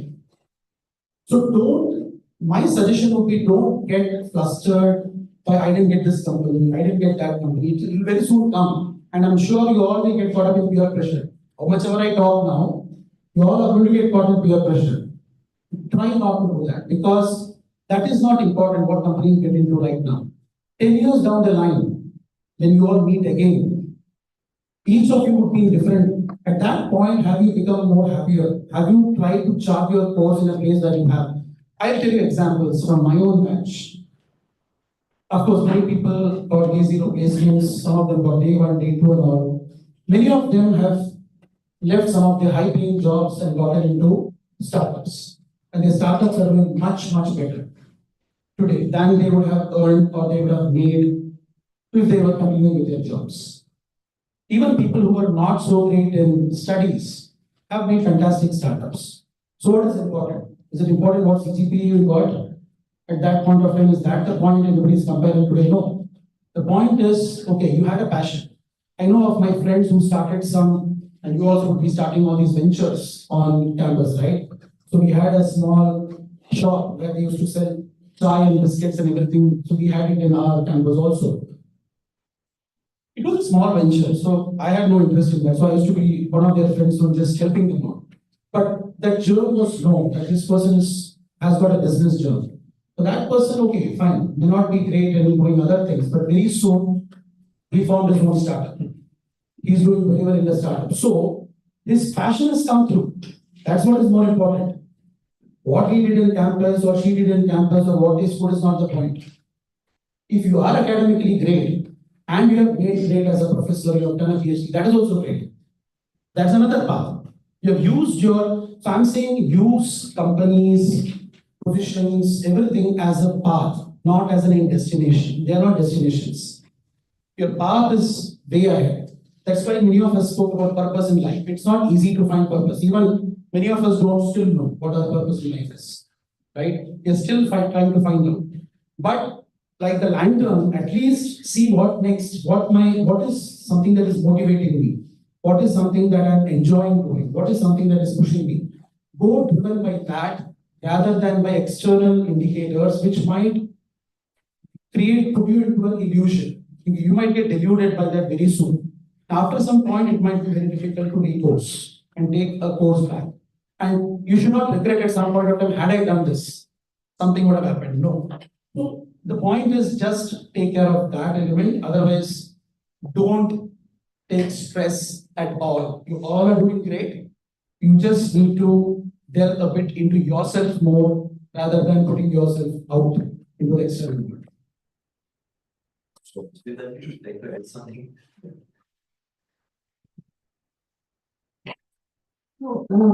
Girls in the room, give me a shout out. Come on.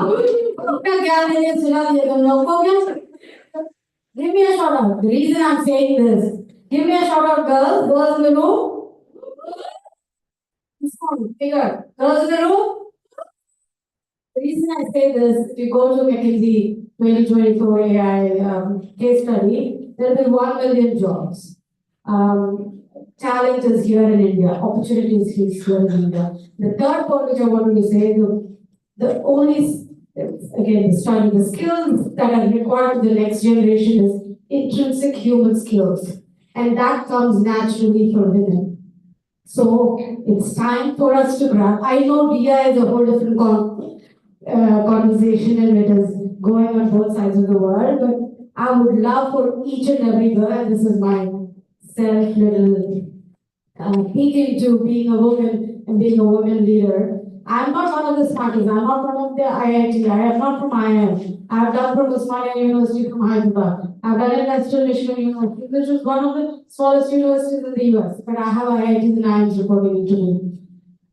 There you need, right now you need life skills, and intrinsic human skills are the next things. Curiosity, how to be able to navigate, how to be creative, how to take things that are there in your plate and make everything is raw materials at the kitchen table, and how do you make a biryani out of it? That's what you guys are all in there. So it's, I think I'm excited for your future. I have so many Gen Zs, millennials working in service now. The outlook and the way they look at things and problems is extraordinary. But to all my dear panelists said, be a little more introspective as well. And I think the world is yours. And next time, think about maybe we should gamify this. Why should it always be a one dialogue conversation? Let's gamify this. Maybe put it up. Think about it's right there, right? I was asking Rajat as well. Can we gamify this? Can I ask questions? Can you guys ask this question? Can you guys get a lipstick? Why should it be? I want to learn from you all too, because it's what I was trying to do 130 years back. It's just so let's be curious and stay alive. So that's the next part. Yeah, please, anyone from the audience, if you. So anyone can take the mic.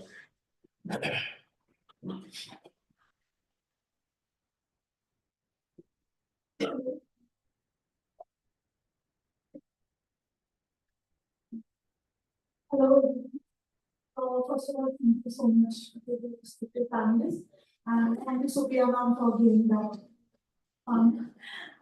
Before putting the question forward, I would like to introduce myself to Vrunda ma'am. I was a part of our Augmont family, just entering into IIM. So yeah, it is great to see someone from the family. I left just a few months back. Coming back to the question, open to all. The panelists also talked about disruption and AI. But my question is, how comfortable is AI entering into day-to-day life? Like, suppose we are dealing with people management or marketing, where the baseline is creativity, and in people management, we directly interact with humans. So there are some things which are very heavy to digest sometimes. So how challenging it is in day-to-day life to integrate it with your people around working in a similar organization. So what are those challenges I will be? Maybe I will give it a try. So when it comes to AI and to your question, like on the people management side and all, see, no, I don't think so. AI is there to help you in that area. Okay, but if you look at the human resources overall work where AI is helping, let's say for example, like today, if you have a job, okay, if you have a job in a company, job portal or whatever, job description, what happens is you will receive 100, 200 resumes, right? And then someone has to go through those 100, 200 resumes to fish out how many are the relevant resumes, and then those should be interviewed and things like that. That is one place where AI is helping. They will have keywords or something which is required for a particular job. They will look for those keywords in the resume. They will look for particular kind of profile. So they will summarize. So one of the major capabilities of AI or generative AI is summarization. So they will summarize the resume and they will see whether they are getting that essence or not, and they will select it. So it's more in that. So another thing is like we study attrition, like in the HR area, in the people management area, we study attrition. So now AI can help you understand. So when you have an exit interview, you give certain reasons why you are quitting. Okay. So now based on those, it can find a pattern, it can find certain insights. So that can probably feed to the leadership to see like if there's any change needed and things like that. So those are the places where AI will help. But directly in a people management, we are humans and humans are the most difficult and we all have emotions, right? And the most important and the most difficult thing to manage is emotion. So that is, no science can help. It's more of an art. So that's what it is. Developing, say. AI is getting into cognitive ability. So it will think like you, it will feel like you, it will tell you what someone's feeling when they're talking. Smallest example of AI in general corporate life being something like a TLDV or Fireflies, in a Zoom meet or Gmeet, whatever virtual meets that we do. Usually there were apps, of course, even Google was summarizing what happened in the entire meeting. Now, it's been long since, Fireflies also tells you how was the entire overall mood of the meeting.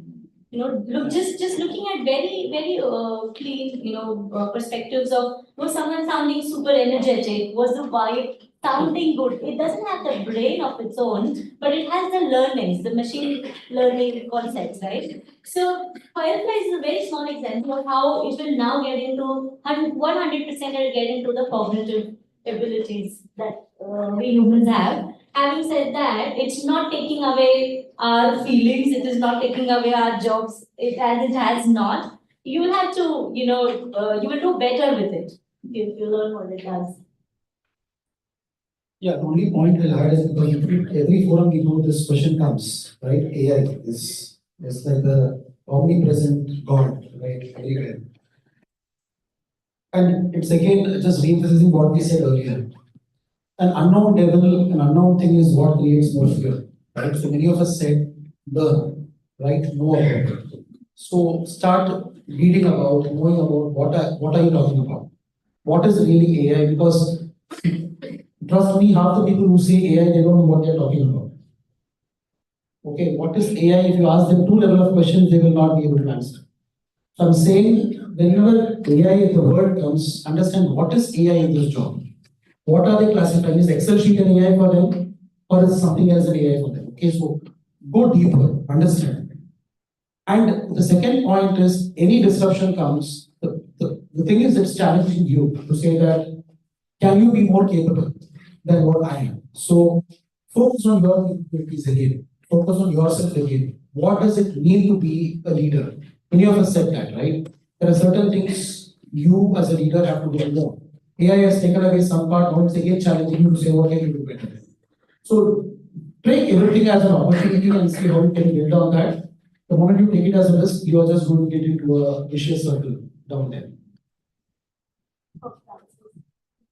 Yeah, I have a point, because I'm closer to the workforce planning. For us, it's now taken AI right now is taking all the repetitive tasks, right? Of course, agentic AI is something that should take action to her point. From sourcing the resumes right now, we not just things that come to us, we're also sourcing from different channels. What we've done right now in our, especially in the ES, which we call the early career and other places, we have agentic AI, we have AI in place for the first level. So same set of questions as for all the 500 applicants. There is no human involved. You're talking, the questions will come on a Zoom, you're giving a video, and it's a multimodal. It takes your sentiment to her point, it gets the sentiment. And I have the same question across 500 candidates. So I pick patterns, but again, there is a problem of hallucination and bias in that. But since we have so much data of the folks coming in, so the first level of interviews is now being taken over by AI, and it's a cost saving for me at the end of the day. It's two things: more time. It's saving time for the TAs and the hiring managers, and two, it's saving my money because I just need to have I can do number of interviews simultaneously at one point. So as immediate touch point, the reason I wanted to bring this up is immediate touch point the Google's, Microsoft's of the world are using in sourcing and also interviewing. God knows, maybe at the last level you will probably see a human interaction there, till then you have to, your agentic AI is talking to the company's agentic AI for all you know.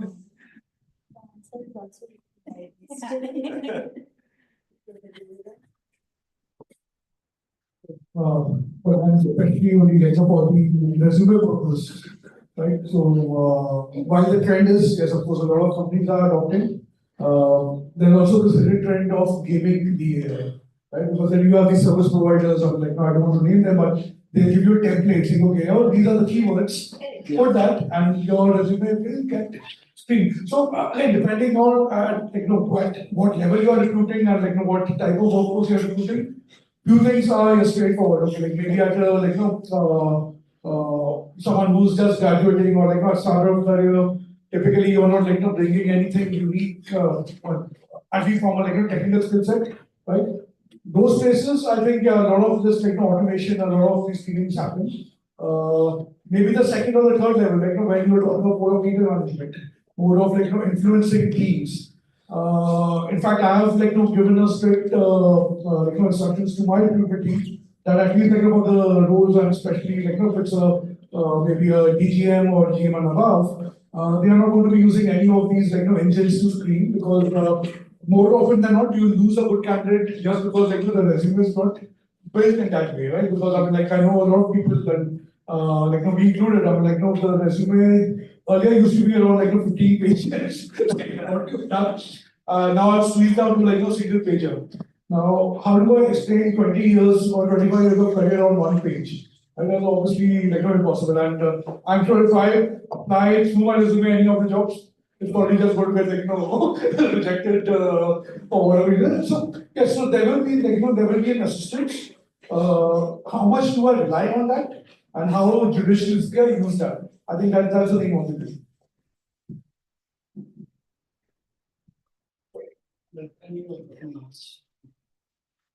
Yeah, please. Let someone get the mic.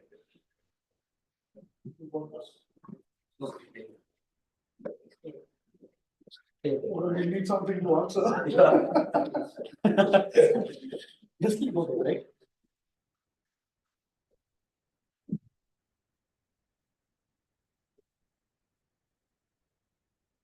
I want to ask question about building the career. I could relate to what you are saying, which is, always think about what you want to do, what makes you happy. If you have any obligations and all, ensure that you finish them. But after that, at least you have to think. So I'm 30 now. I have tried quite a few things. Now at this point, I have come to a point where I know what I want to do. But then, this is a point of time where I have certain obligations. I have already decided, okay, I am 30 now. I know what I want to do when I'm at 40. Okay, I have decided what my career trajectory is going to be after 40. But between this 30 to 40, what can be done? So that's what I am actually thinking through. Is there are there any tips? What have you tried and what you want to be? Yes. So what I wanted, I got. What you have already tried. Yes. So the point is why I couldn't go through in that field right now is because I got into Oxford. Just to put it forward, I got into Oxford, but funding didn't come through, because of which the course fees was so high. If I want to do PhD, also have to pay and do PhD. So it's quite high there. So I was like, okay, at this point I can't afford it, so I kind of postponed it to my 40s. So now one of the reasons why I wrote CAT and I'm here is because okay, next 10 years I need to build some financial capital, I need to settle down, I need to build a family, things like that. So in these 10 years, how do I think about my career is one thing I've been kind of wondering for some time. So any thoughts on that? Okay. So one thought I'll start off with and then others can pitch in. So if you have something that you want to do at 40, right, a PhD in Oxford in something, maybe the topic is also decided probably. Yeah. But I'm open to change. Yeah. Okay, fine. Fair enough. So the point is that if suppose you have a goal, right, you have something that you love doing, you want to do it at a particular point of time. The question is, how are you going to make yourself capable to do that? So if you're 40 or there is one milestone that is defined, from now to then, how do you start? That becomes much easier in your case because now you can start charting out things that are going in that favor, whether it is going in that direction or not going in that direction. Okay. Even then, I'm not trying to change your goal. That's up for you to. My point is, doing a PhD in Oxford will also be just a path, to an instrument. The question is, what do you want to do after that? Where do you want to get to after that? Right? So even if it's a professor, right? In what? So you're becoming a professor in a particular area for doing certain things. Now that necessarily need not be only from that one PhD. There could be multiple paths. So my suggestion would be, I'm not dissuading you from your goal. It seems to be clear. I don't want to make you unclear again. But what I'm saying is that if a certain higher destination is clear, try to think of multiple paths. Don't get stuck with one path. Normally, we all do in corporate, right? You have an A, B, C, multiple paths. So if you have time in your hand, if things are going in your favor, if you have not too many obligations to deal with, try to evaluate paths. Huh? Try to see what works. That could be, you could end up in a PhD in that area much earlier than 40s. What stops you from becoming a PhD earlier? So I'm saying don't get stuck with that. Be stuck on your ambition that you want to do, but try multiple paths. My only suggestion would also be like, while it's good to have a goal, right? Rarely you can time it, right? When you say 40, be ready for 35. Yeah. Be prepared for 45, right? So it could be anything. And then very simple, just taking a leaf out of what you went. Simple example is of an ant. Have you ever seen an ant at rest? I've never. And that's exactly what you need to do in, whether it's in your career or in your life. The minute you become stagnant, saying, okay, there's a dead end, there's a wall, and for all this you cannot move. Take a simple example, an ant will find a way out, right? Either it will climb the wall, it will go around, it will do something or the other, right? And that's what you have to do in our own careers and our own lives. So having one milestone missed out for whatever reason, while if my goal still remains intact, I need to head in that general direction, right? And it's very fortunate if you reach at the right time at the right maybe planning. But at the same time, don't lose sight of it. So if you're clear having that clarity, probably and because the question was, okay, what do I do between 30 and 40? The thing is, between 30 and 40, you just keep on going into the direction where you want to be at 40. Maybe you reach sooner, maybe you reach later. Yeah.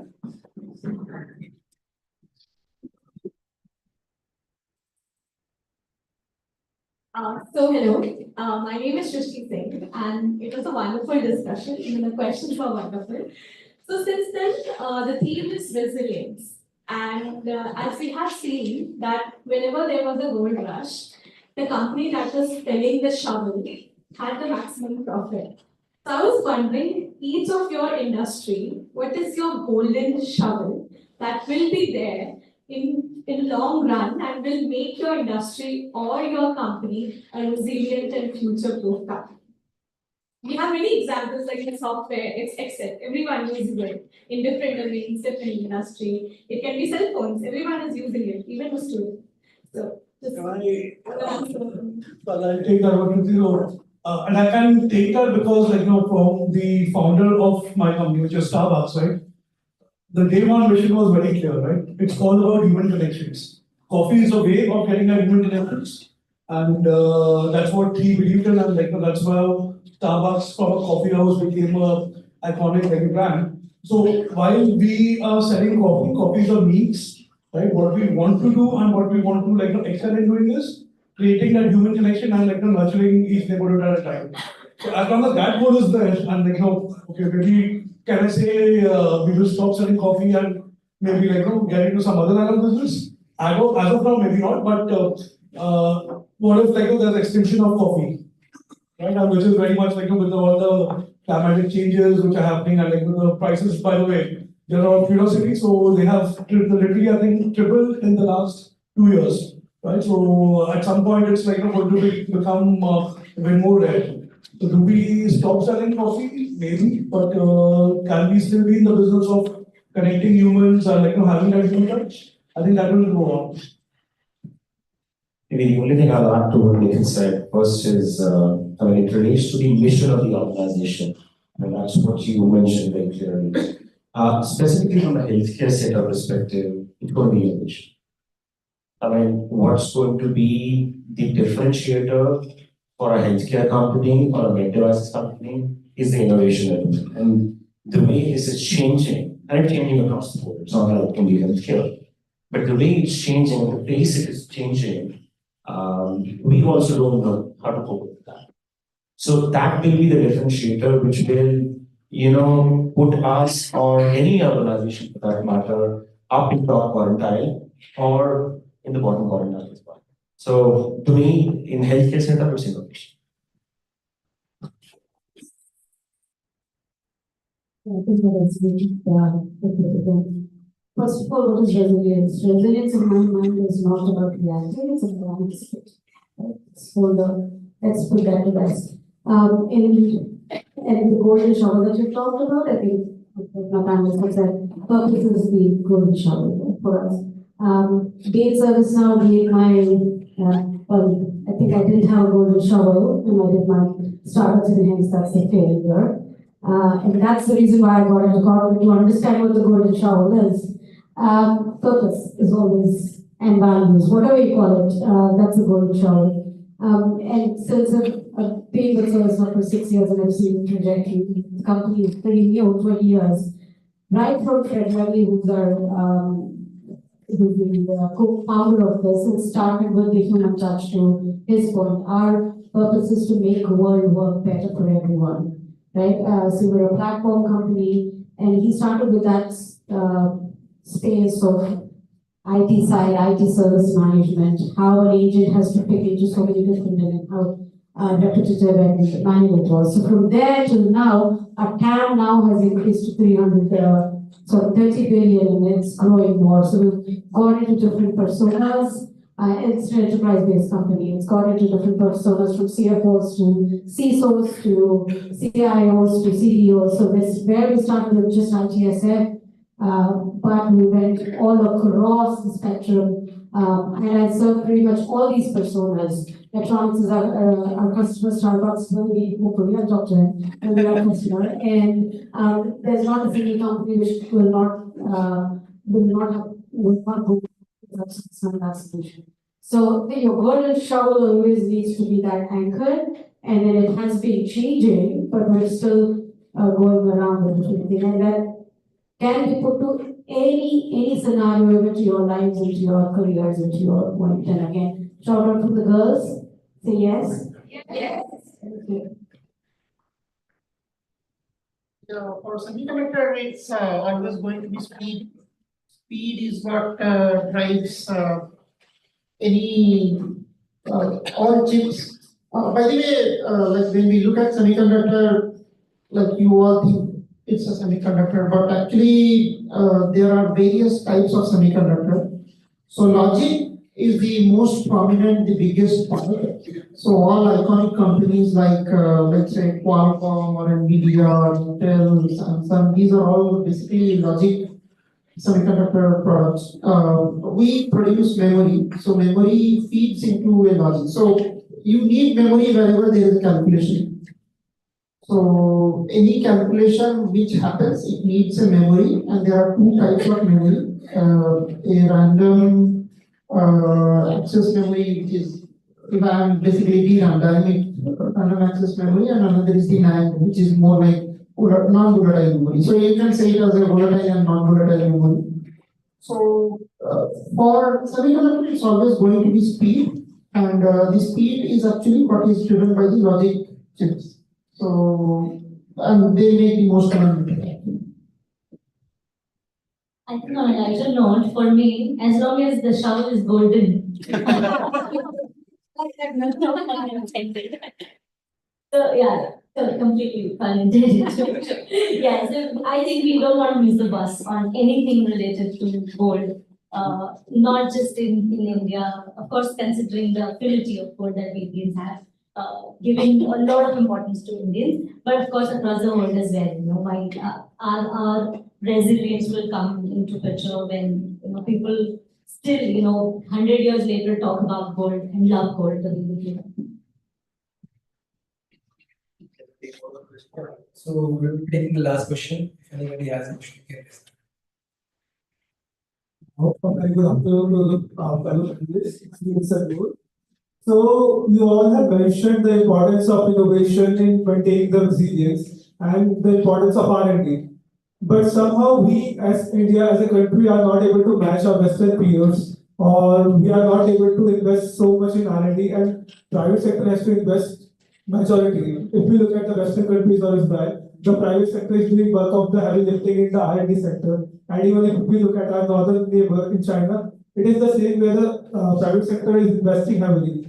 Somehow the products that we are generating, we are not creating products, we are not building on our strengths.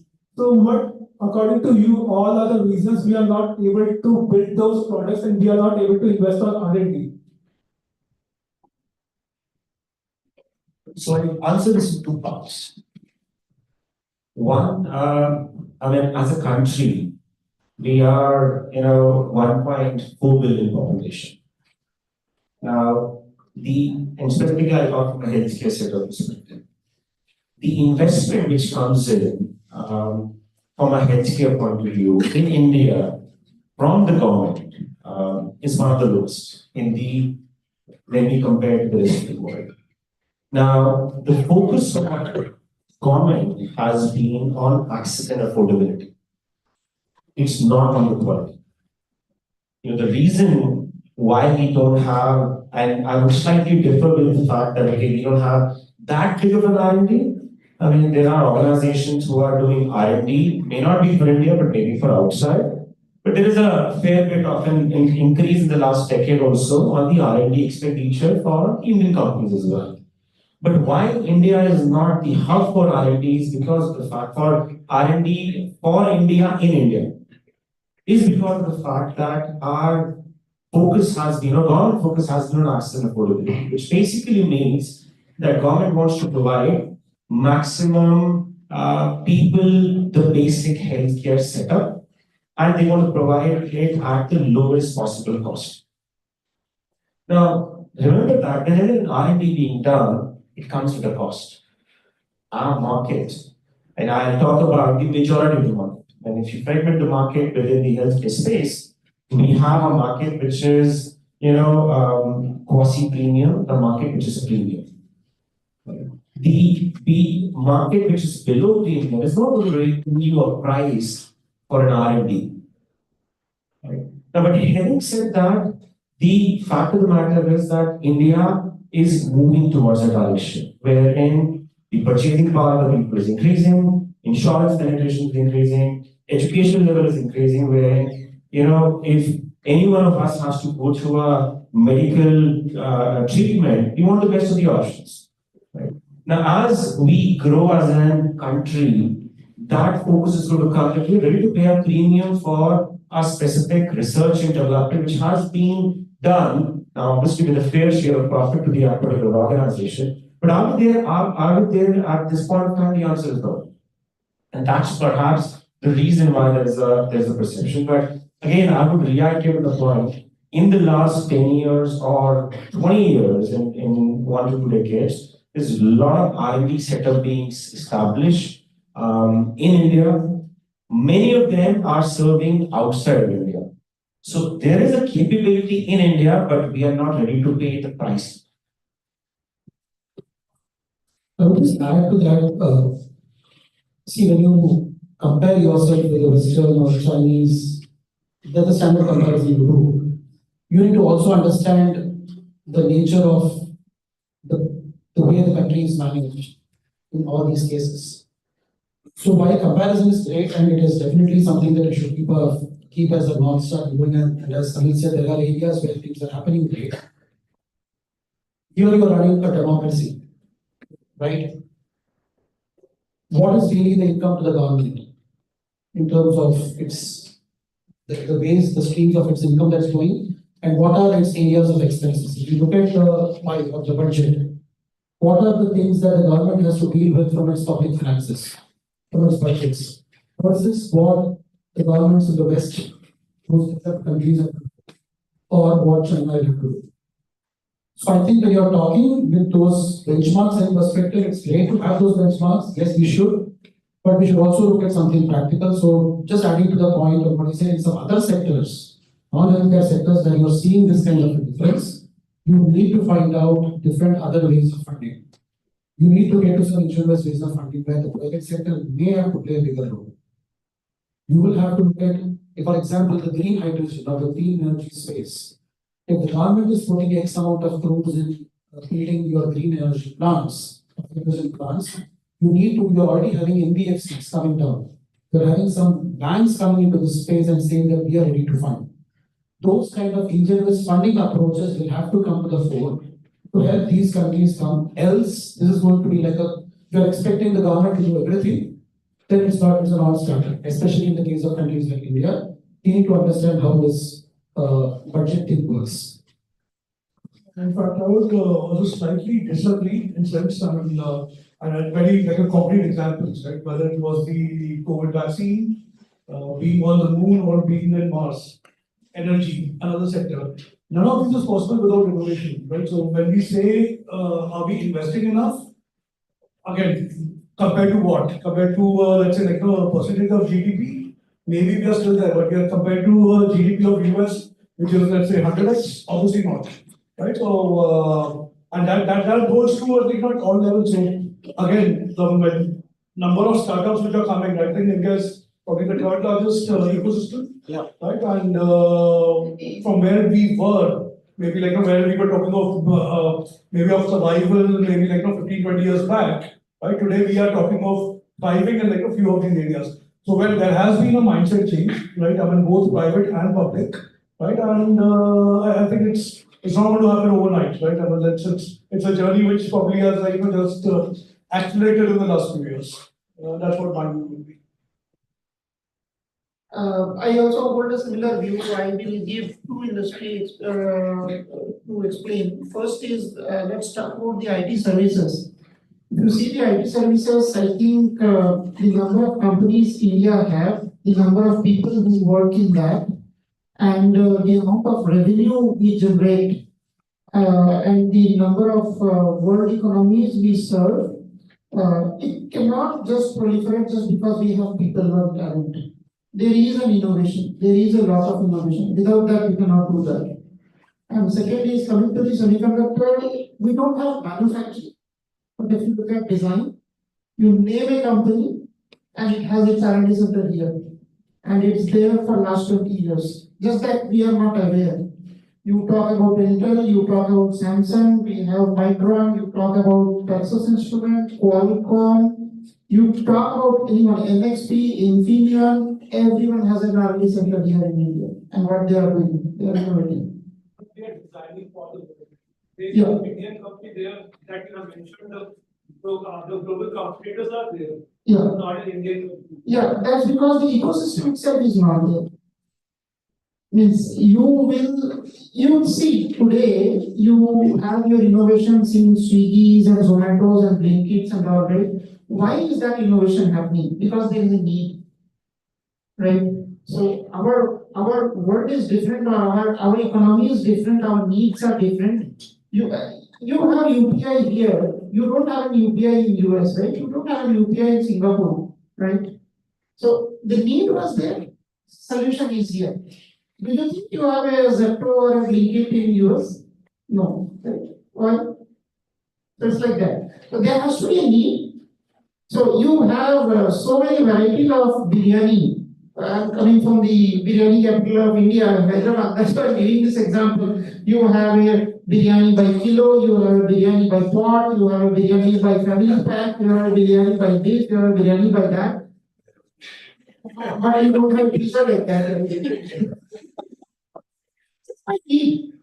So where the need comes, solutions will arrive. But yes, I do agree that softer products and especially products, it's less and probably it's catching up and probably it will.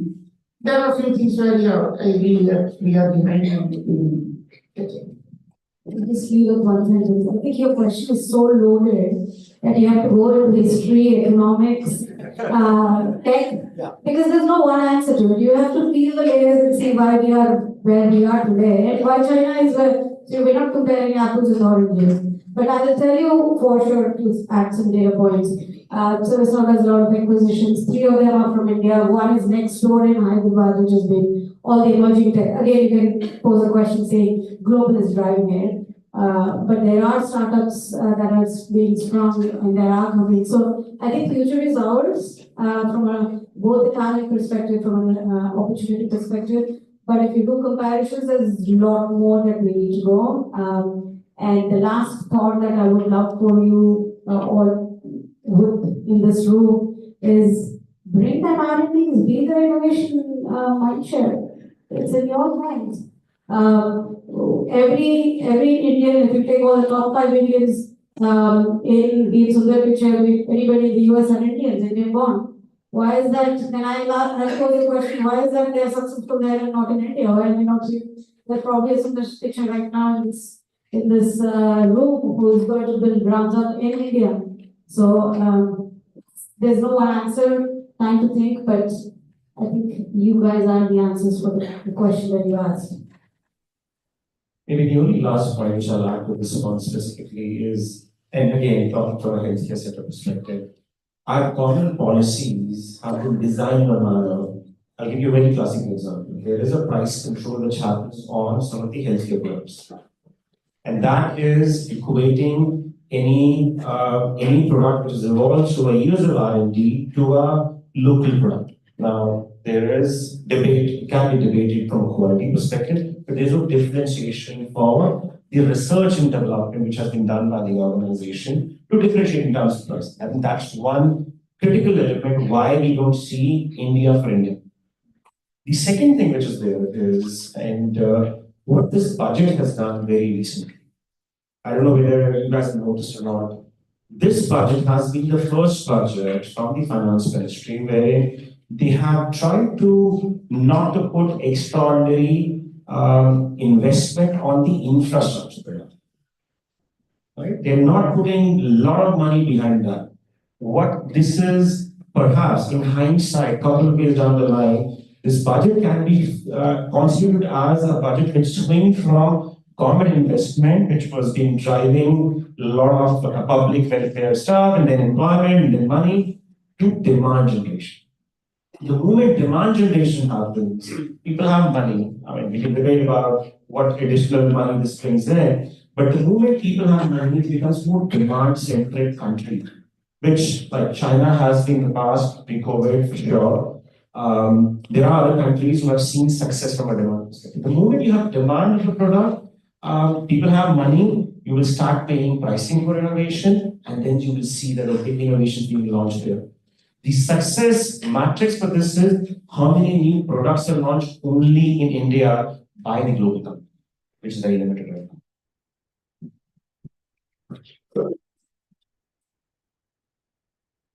Thank you so much for the questions, and obviously thank you to the panelists for answering all the questions. We have, I think, closed our time limit, so I hand over to So, as the discussion concludes, we are truly honored to have her here. Words of wisdom from our panelists today.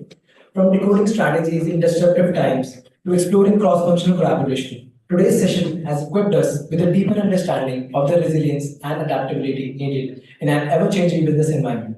As a token of appreciation, we would like to present our esteemed panelist and moderator with a memento and a certificate of recognition for their valuable insights and contributions today. We would now invite Professor Deepak Verma to kindly present the token of appreciation to our esteemed guests one by one. Mr. Anil Suneja.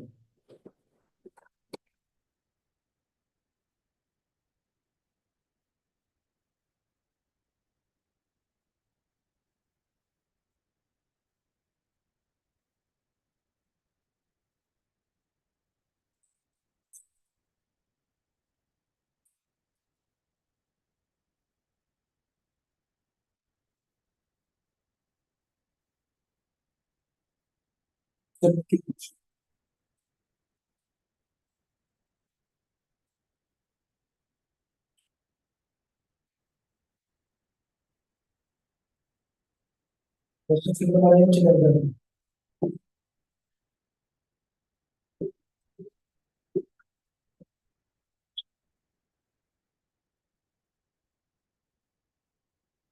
Mr. Desiree.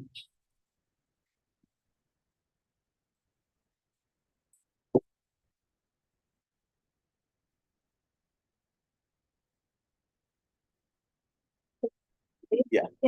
Ms. Vrunda Thakkar.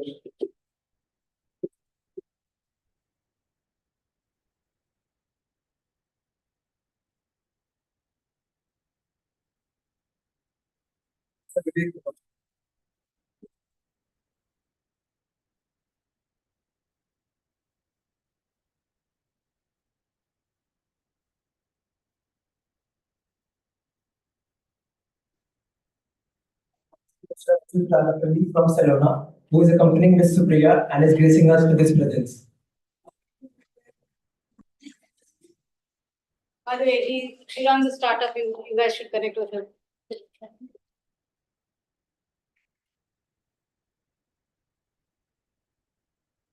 Ms. Kathy Thakkar, who is accompanying Ms. Vrunda Thakkar and is gracing us with his presence.